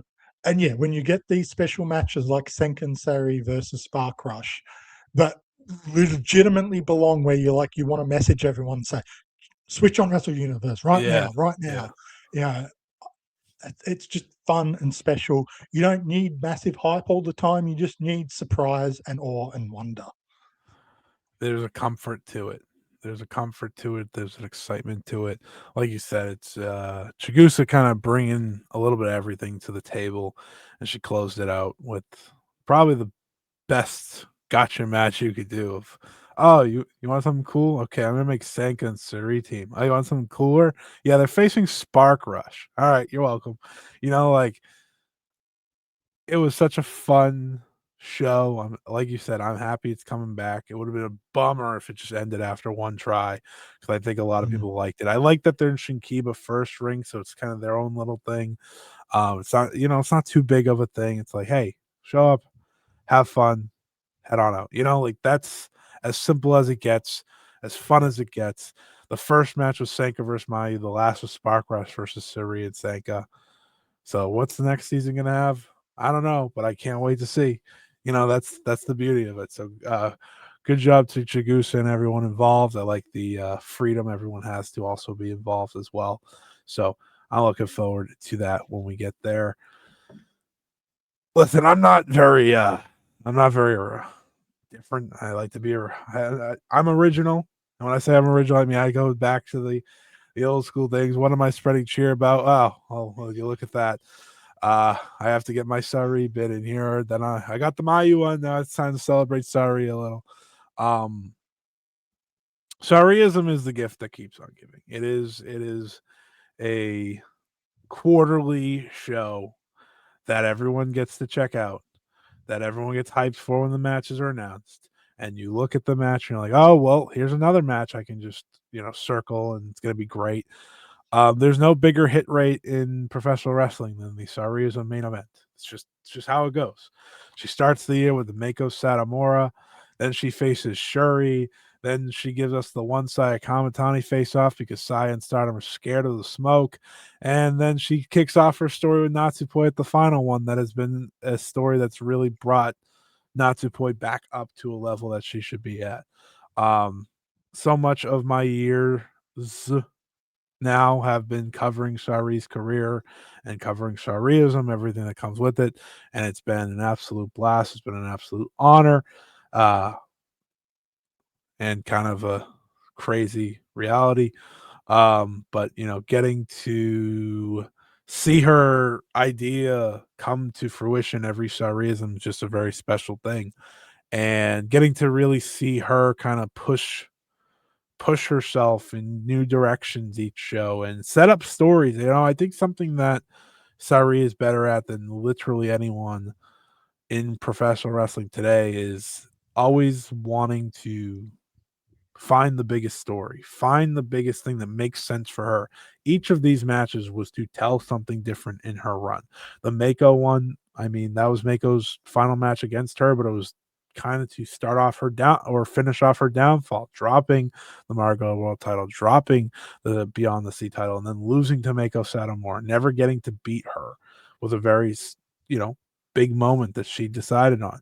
Then starting off her IWGP Women's title story with Shuri and essentially bringing Shuri back to any sort of prominence, by the way, because boy, oh boy, Shuri did nothing in 2024. And you would forget that Shuri's the IWGP Women's Champion now, but I digress. And then she gives you the one face off we ever got between her and Saya Kamatani, and the crowd was hectic for it. It was amazing for it. And I think it should have led to so much more, but that's not my problem. And of course, um, taking it into her own hands to, challenge Natsupoi and say, hey, you talked about not really loving wrestling all too much. Okay, well, face me. Face me and see what happens. Creates a story that is now kind of the top story heading into the second biggest Stardom show of the year. A story that she wants to see Natsupoi hold the red belt, but she also never wants to lose to Natsupoi. Natsupoi wants to take Saree's head off. It's that simple. Two best friends wanting to kill each other is a pretty fun thing. And, we got some Sareee hash moments in there. I can just say spreading cheer for really everything Sareee does at this point. That fits too. But yeah, Sareeism's a lovely gift, and I can't wait for Chapter 10, the Chronicle, Yokohama Budokan in March to celebrate her 15th anniversary. My two favorites celebrating the anniversary is the same year, same month, or not same month, but within 3 months of each other. pretty cool. Going to be very cool to see what they bring to the table, and I just have a hopeful feeling that they face off because they have to. Sareee said she wanted it, and Mayu said, "Eh, eh, Well, we've seen what happens when someone fobs off Sareee in the case of Natsupoi, so I yeah, feel like she's going to be hunting it yeah." down. Yeah, Mayu be like, "I don't really want the match. I already beat you. I'm good though." You're like, that you don't say that to Sareee. She'll come back. She's not gonna let it go. She hasn't let it go since you left Stardom. She said, like, wait a minute, Mm. I'm coming back and you're running. It's like we I'm very excited for how that unfolds, but had to celebrate Sareeism with the four main events, especially ahead of chapter 10. Nothing will ever top the dream tag, which was the last one before the Mako one, but it was a pretty good year. She did a pretty good job. It gives you an idea of what you expect from these series, though. Like the fact that you can look at these four shows and the main events that they're producing and be like, well, it wasn't a 1 year thing. Like she's doing this every year. It's just you guaranteed to have a main event that just blows your mind. And then there's fun stuff going on throughout the show as well. But like Yeah, as great as Saree's year is, and Saree's year is pretty much every year that she's not in WWE, no matter what happens, every couple of months there's going to be a show that she runs. She dictates what's happening on that show, and because she's dictating it, she's going to be putting on a main event that you have to see. absolutely. And she's doing a really good job at showcasing the future, which I think is Mm. again a major, major part of it. Miku Kane and Chi-Chi are, of course, the staples, but she's bringing people in from Seedling, from Margo, from Stardom. Uh, Throughout all of these shows, this first one had Victoria Yuzuki. Then you saw Rana Yagami. You've seen pretty much people from everywhere get showcased on her shows, especially the youth. So she's pushing that forward. She knows there's eyes, there's a sold out crowd, there's things like that. And she's like, well, what better way to do it than put eyes on the people that really deserve the future of the business. So another reason to celebrate Sareeism. But the final spreading cheer from Trent here today is Marai. Yes, this is a two-part cheer spread, and it's kind of bookending the year because, we've kind of mentioned at the start of the year, I wasn't watching wrestling at all, and when I started watching wrestling again through mid-February, through to pretty much the end of March, start of April, I was only watching ChocoPro. But slowly but surely, I was starting to get that itch to maybe I should start watching a bit more. I am interested in Marigold. I do want to start watching that again. And I got this inkling for one thing in particular. Occasionally get that taste bud. You're like, I need something in particular. I've got a taste for one thing. So I messaged Scott and I'm like, send me Mariah matches. That's what I'm hungry for. That's what I've got a hunger for. And so he sent me a list of 5 or 6 matches that have happened since I stopped watching at the start of September 2024. And he's like, sink your teeth into this. So I watched those matches and I watched the Mariah versus Utami match that he somehow didn't include on that list. How I could he don't not think it had include? happened yet. No, from the Dreamstar Grand Prix. Oh, okay. Yeah, okay. Yeah. Yeah. I Because I was was like, I flicking don't through think the Wrestle actual one Universe. I happened saw the yet. thumbnail and I'm like, what? Was Yeah, this that a was a bad match te or something? But no, I no, no, no. digress. So I 10-minute watched heater. the matches that you suggested. I'm like, okay, I think I'm ready to come back properly. So in many ways, Mariah brought me back into the non-Choco Pro wrestling, and I've been a fan of hers just about since she started with Stardom. I can't say from day one quite. Took me probably a month and a half, but she for a long time been one of my favorites, and yeah, she got me back through to Marigold. She's just been at her very best in this final year of her in Marigold, and the second half of this spreading cheer thing is I know a lot of people were really disappointed when she left Marigold, myself included. She got me back into Marigold. Now she's buggering off. It was sad. But then I took a step back and I took several steps back because sometimes you have to do that. And ultimately, I am happy for her, and I'm spreading cheer for her because, and it's also a wider thing for the Joshi sphere itself because here she is, she's able to make a decision for herself that she's in a situation where she's able to pass up the job security and relative comfort of the second biggest Joshi company to go and wrestle with Michinoku Pro and basically do her thing. She can wrestle the stuff that she wants to do. She has the freedom to go wrestling against the men. She's got the freedom to go and do a match or two in TJPW. She's basically got the freedom, probably an open door ticket if she wants to go wrestle a match or two in Marigold again. She can probably do that too.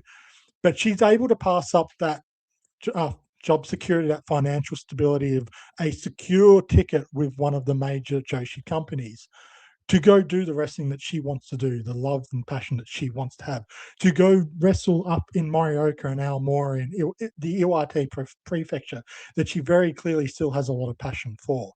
Not every wrestler is able to do that. And I think a couple of years ago, when we were looking at the Joshi sphere in that kind of COVID period, there was a real worry that Joshi may never really be at that point again, or if wasn't really there because there was only really Stardom, to a lesser extent TJPW, and even they were struggling because Mariah left TJPW because she had to work a job outside of TJPW.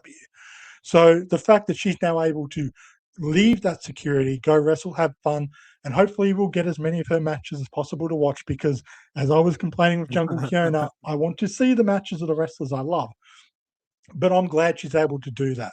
And I'm glad that there's wrestling, Joshi wrestling, where if you want to be a freelancer, if you want to wrestle in more obscure situations, you can. Saree's a freelancer. She can go wrestling TJPW, Stardom, Marigold, probably all in the space of a month of each other. If you want to go start a promotion in the middle of nowhere Hiroshima, like Risa Serra's going to do to try and revitalize that area, you can go do that. Kyushu is starting, there's a new wrestling promotion in Kyushu, which is starting up with some Joshi wrestlers now. This is really exciting that you don't have to only be in Stardom or only be in Marigold or maybe only be in TJPW and be able to do these wrestling things. Again, even Unagi Sayaka, she maybe doesn't have the hype around her that she did a couple of years ago, but you can do these things and be able to have fun, be able to support yourself financially or, with your smaller promotions and get to do the wrestling you want to do. You don't have to only be under the big banners to have fun. And thankfully, these other big promotions are opening their doors more for these freelancers. So you can still have your fun in the big promotions, but get to still be independent.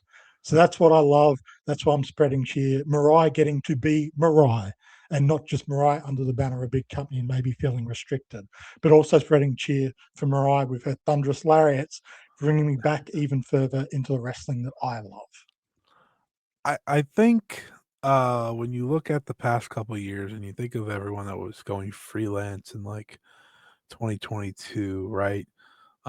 Prominence and Mayu Iwatani and a bunch of people like that, it was a little worrisome at the time. A lot of people were like, "Oh, I don't know what's going on here. This is not necessarily good. It's not a bad thing. Like freedom's a good thing, but it was also like they had to do a lot of different things. They had to wrestle a lot. They had to keep pushing themselves.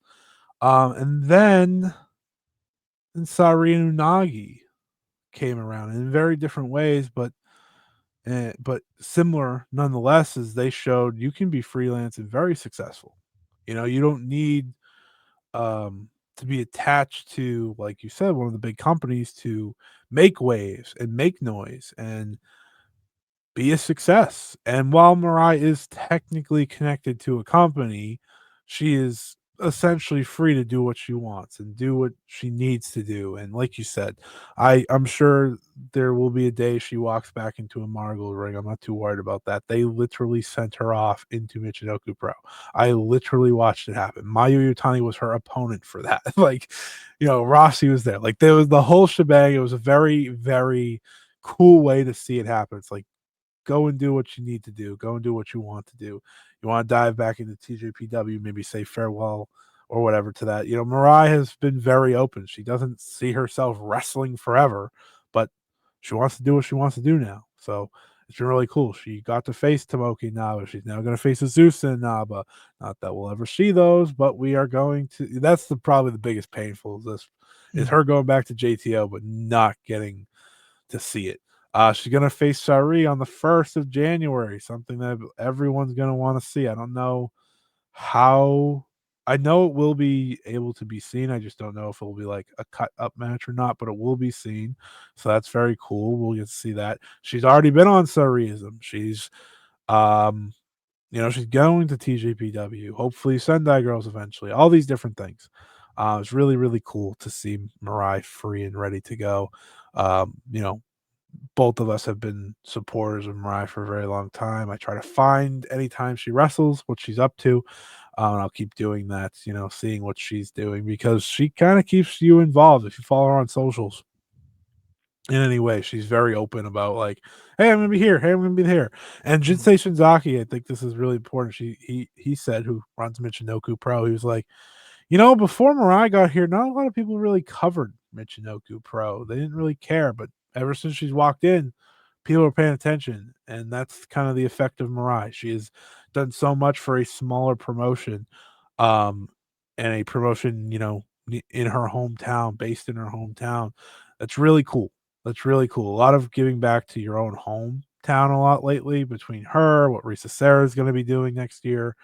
So it's something you can really applaud, and it's the ultimate of spreading cheer, right? It's the spreading the cheer of pro wrestling to everyone, and that is what Mariah is bringing to the table. And hopefully, 2026 is filled with a lot of success and a lot of matches that we get to see. So limit the JTO dates. We can see everything else. Thanks.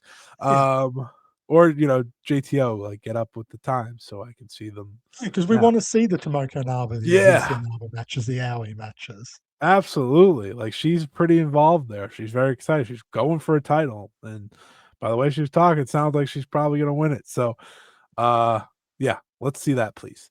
But I'm gonna end this show on kind of a bittersweet note, but I wanted to end this year the right way. We're going into so many big things to close out the year. We're gonna do Dream Queendom, we're gonna do First Dream, we're gonna do awards, we're gonna do predictions, we're gonna do Sareee Amioka's anniversary, my Sakurai. I don't have the thing in front of me of everything I have planned. I won't lie to you. Now I do. What else do we have? We're gonna talk about the big TJPW show and other things from the Joshi week. We're gonna do so much, just so much. But that's a lot of the now and the future. This year has been a year full of retirements in the world of Joshi. Um, Retirements that are very memorable retirements. But I want to give respect to everyone that has retired from Joshi this year, whether it's the recently retired, unfortunately, Moka Miyamoto, wishing her the absolute best. That was a real unfortunate news, but hopefully she's taking care of herself and she's doing what she needs to do. You have the soon to be retired Yuki Miyazaki. You have the soon to be retired Risa Sarah beginning next year, of course, who's been on her retirement road, kind of just pushing herself through to say farewell in her own way. You have, of course, you retiring. That's a big one. Team 200 kilograms. Final match was announced the other day. They'll be facing Mio and Yurika Oka for the belt, so that'll be very emotional. And then, of course, you have Yoshiko Hasegawa, you have Sonoko Kato, you have Sumi Sakai, and of course, you have the big three that all decide to retire within like a month of each other because we didn't need our hearts ripped out.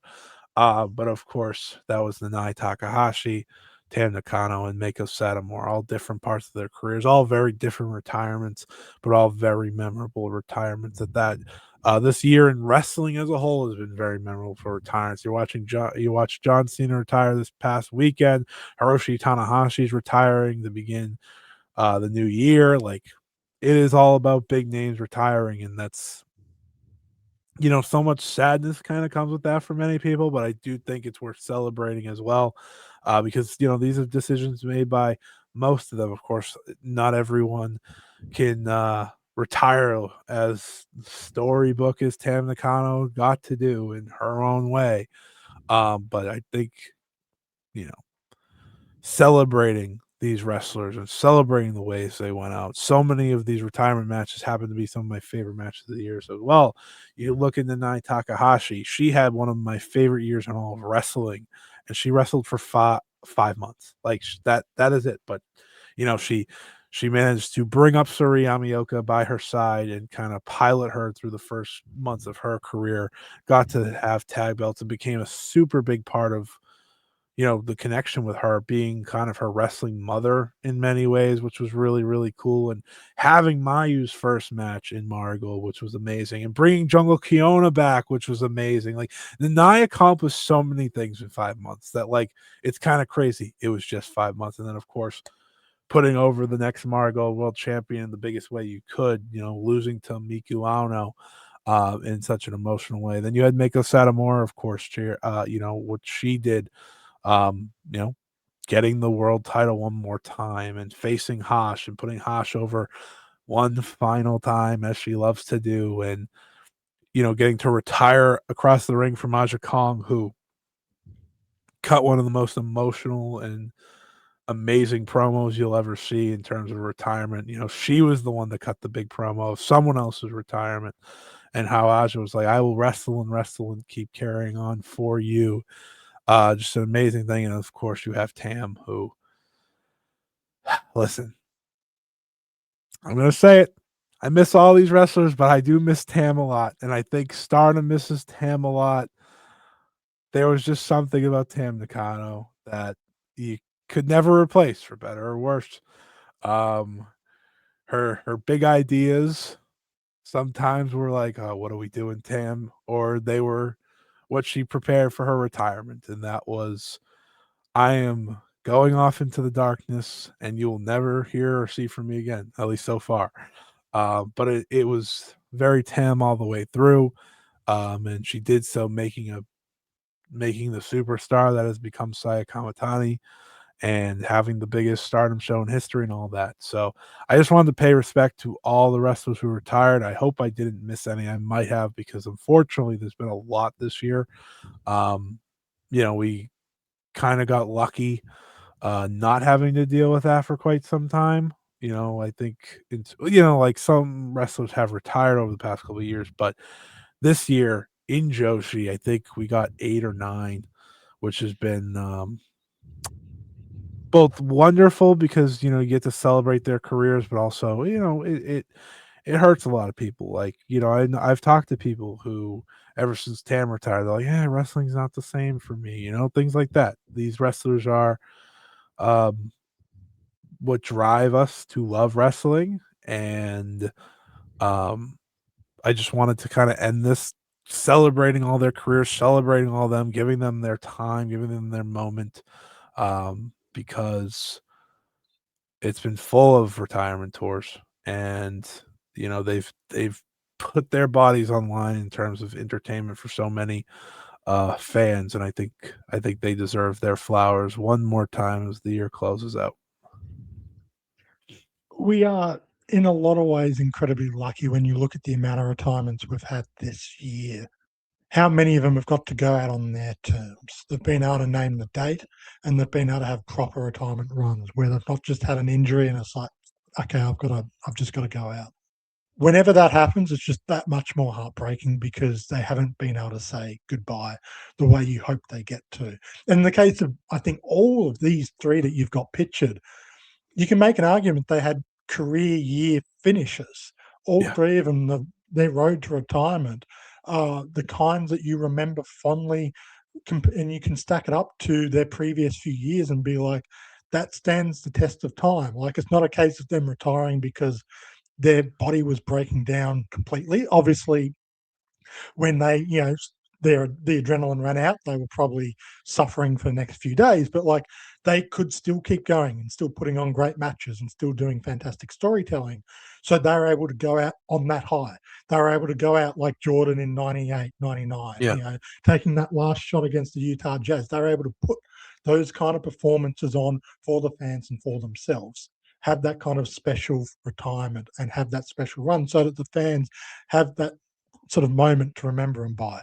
For all the wrestlers retiring, they're getting, nearly all of them are getting these special moments, whether they're the big Tam Nakano retiring on the biggest show of the year, the biggest show in Joshi that has happened since Big Egg, or whether it's the smaller wrestlers still getting to have these special moments where they're wrestling, wrestlers from throughout their career and getting to go out on a match that they want to go out on. Like, no matter what kind of sport or entertainment you do, You don't always get to do that. And I'm glad so many of these wrestlers are getting to do so and getting to go out showing the fans what it is that they are about them.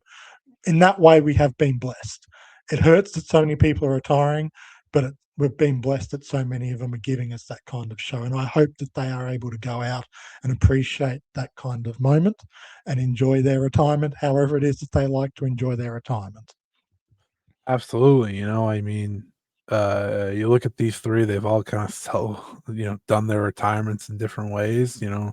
Nye pops up from time to time. She's not hidden. Mako's still running Sendai Girls, and Tam's just being Tam. She really did say poof.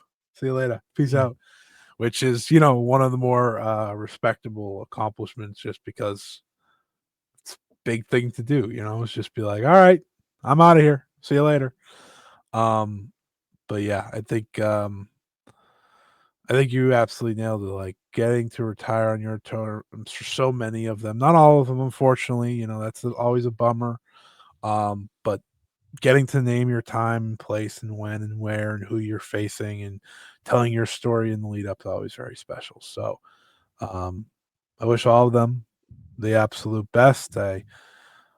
Wish, uh, I wish they were all still wrestling, but more importantly, I'm happy they have been able to make the decisions best for their lives and they're ready. I think that could always be forgotten in the lead ups to these things is, they're doing what is best for them. And I think that's what we got to respect. So that is it here from the Joshi Christmas special. 2 hours as you'd expect from me and Trent. 2 hours as you expect from a Christmas special. Maybe this will be something you can do to run away from your families on Christmas Eve or Christmas. Maybe you've had enough and you're like, you know what, I need some Joshi in my life, but I don't want to watch wrestling necessarily. Let me see how the year's going. Let me laugh with Trent and Scott. Oh, hey, we're happy to be here for you. We're happy to do that for you. Hopefully, you've all enjoyed it. I know I'm going to continue enjoying the holiday season. I know Trent will do the same. We all celebrate in different ways, but if you're on this channel, we all celebrate with Joshi in one way or the other. So it's only right we put this together. So, Trent, thank you so much for joining me here for this holiday special. Hopefully, you all enjoyed. Before I leave it to you, I just want to wish everyone a Merry Christmas, Happy Holidays if you celebrate any other holiday. Um, it's a unique time of year. It can be, I have respect for everyone at this time. It's happy for many. It's not always happy for some. And hopefully, no matter what you're dealing with, no matter what you're going through, hopefully this was a little fun part of your time celebrating because hey, that's what Joshi Wrestling does, right? It brings us all together. That's why I try to remind everyone, even if you need a break from wrestling, if you need anything, that's the beauty of this. It brings us all back together. Brought Trent back to the channel, brought him back to recording. Took me some time. We got there though. But Trent, before we go, let people know where they can find you, what you have coming up with the new year beginning, and anything else that you would like to share. Yeah, well, this is going to be awkward. You can't really find me because I'm not on social. Well, I have a social media. I don't use it. I haven't used it in over a year. Not planning to use it, so there's really Beautiful. no point plugging it. But I will plug resoramag.com, which when I decide to write something, it goes there. So you can probably follow the Twitter as well. That's the closest thing there is to actively following me. But yeah, if you go to Resuramag, so RESURAMAG.com, that's the website where all of my writing and some other fantastic writers put their stuff. I will say it as I've said it before. Ryan Dilbert is probably the best Joshi writer out there, and be sure to check out all of his stuff as well as say mine. I don't know what I'm going to be writing moving forward at this stage. I tend to just be like, oh, that's interesting. That's inspired me. I'll write about that. So I will plug the last thing I wrote about, which was Risa Sarah, All Hail the Deathmatch Queen, or something along those. Long live the Deathmatch Queen. I can't even remember what I wrote.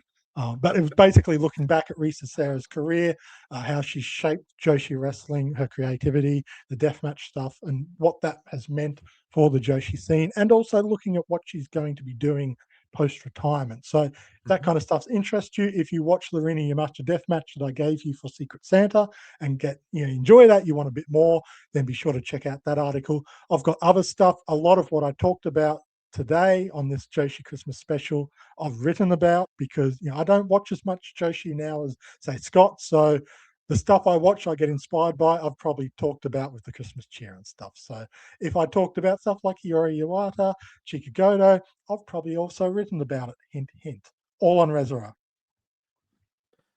It's a lot, considering you say you didn't have a lot, but it's fine. It's fine. That's And why I now we give you get to the 2 opportunity. hours. I talk. That's true. Yeah, that's very true. But usual stuff for me. Follow me at Scotty Wrestling on Twitter, Blue Sky, wherever you do social media. Um, subscribe to the channel, youtube.com/chat Scotty Wrestling. You're here right now listening to it. You're watching it, whatever you may doing. Thank you for the continued support this year. Before we get out of here, let's do some programming notes. There's a lot to get through. Monday, the 22nd, the My Sakurai special will come out, but that's not the only thing next week. We'll also have the Stardom Dream Queendom preview. That'll likely come out on Friday after the holidays on Boxing Day. So a little Boxing Day surprise for everyone. You can listen to the Dream Queendom preview. And of course, on the 29th, we will have the Dream Queendom review. We'll have the Rookie of the Year tournament review on the 31st, celebrating the Margot Rookie of the Year tournament they like to do on that annual show. And within all of that, we will also have the 5-star Joshi Awards that will be available to vote in. I wish all of you, hope all you do. I believe it's the 4th annual, which is pretty cool. We've got 4 years in a row now. So looking forward to that. First stream preview, Sareee Amioka video, first stream review, Saya Kamatani versus Shuri from Wrestle Kingdom. We'll have something on that. We'll have something on TJPW. And of course, Joshi predictions sometime in January. But that's not my number one worry right now. Thank you, everyone, for listening. Thank you, everyone, for the support. Hopefully, you enjoyed the Joshi Christmas special. Hopefully, you have a happy holiday season. And hopefully, you keep watching Joshi as we go into the end of the year and the beginning of next, because this is one of the best times of the year for it. Thank you, everyone, for listening. For Trent, I'm Scott. Merry Christmas. Happy holidays. Until next time, everyone. So long.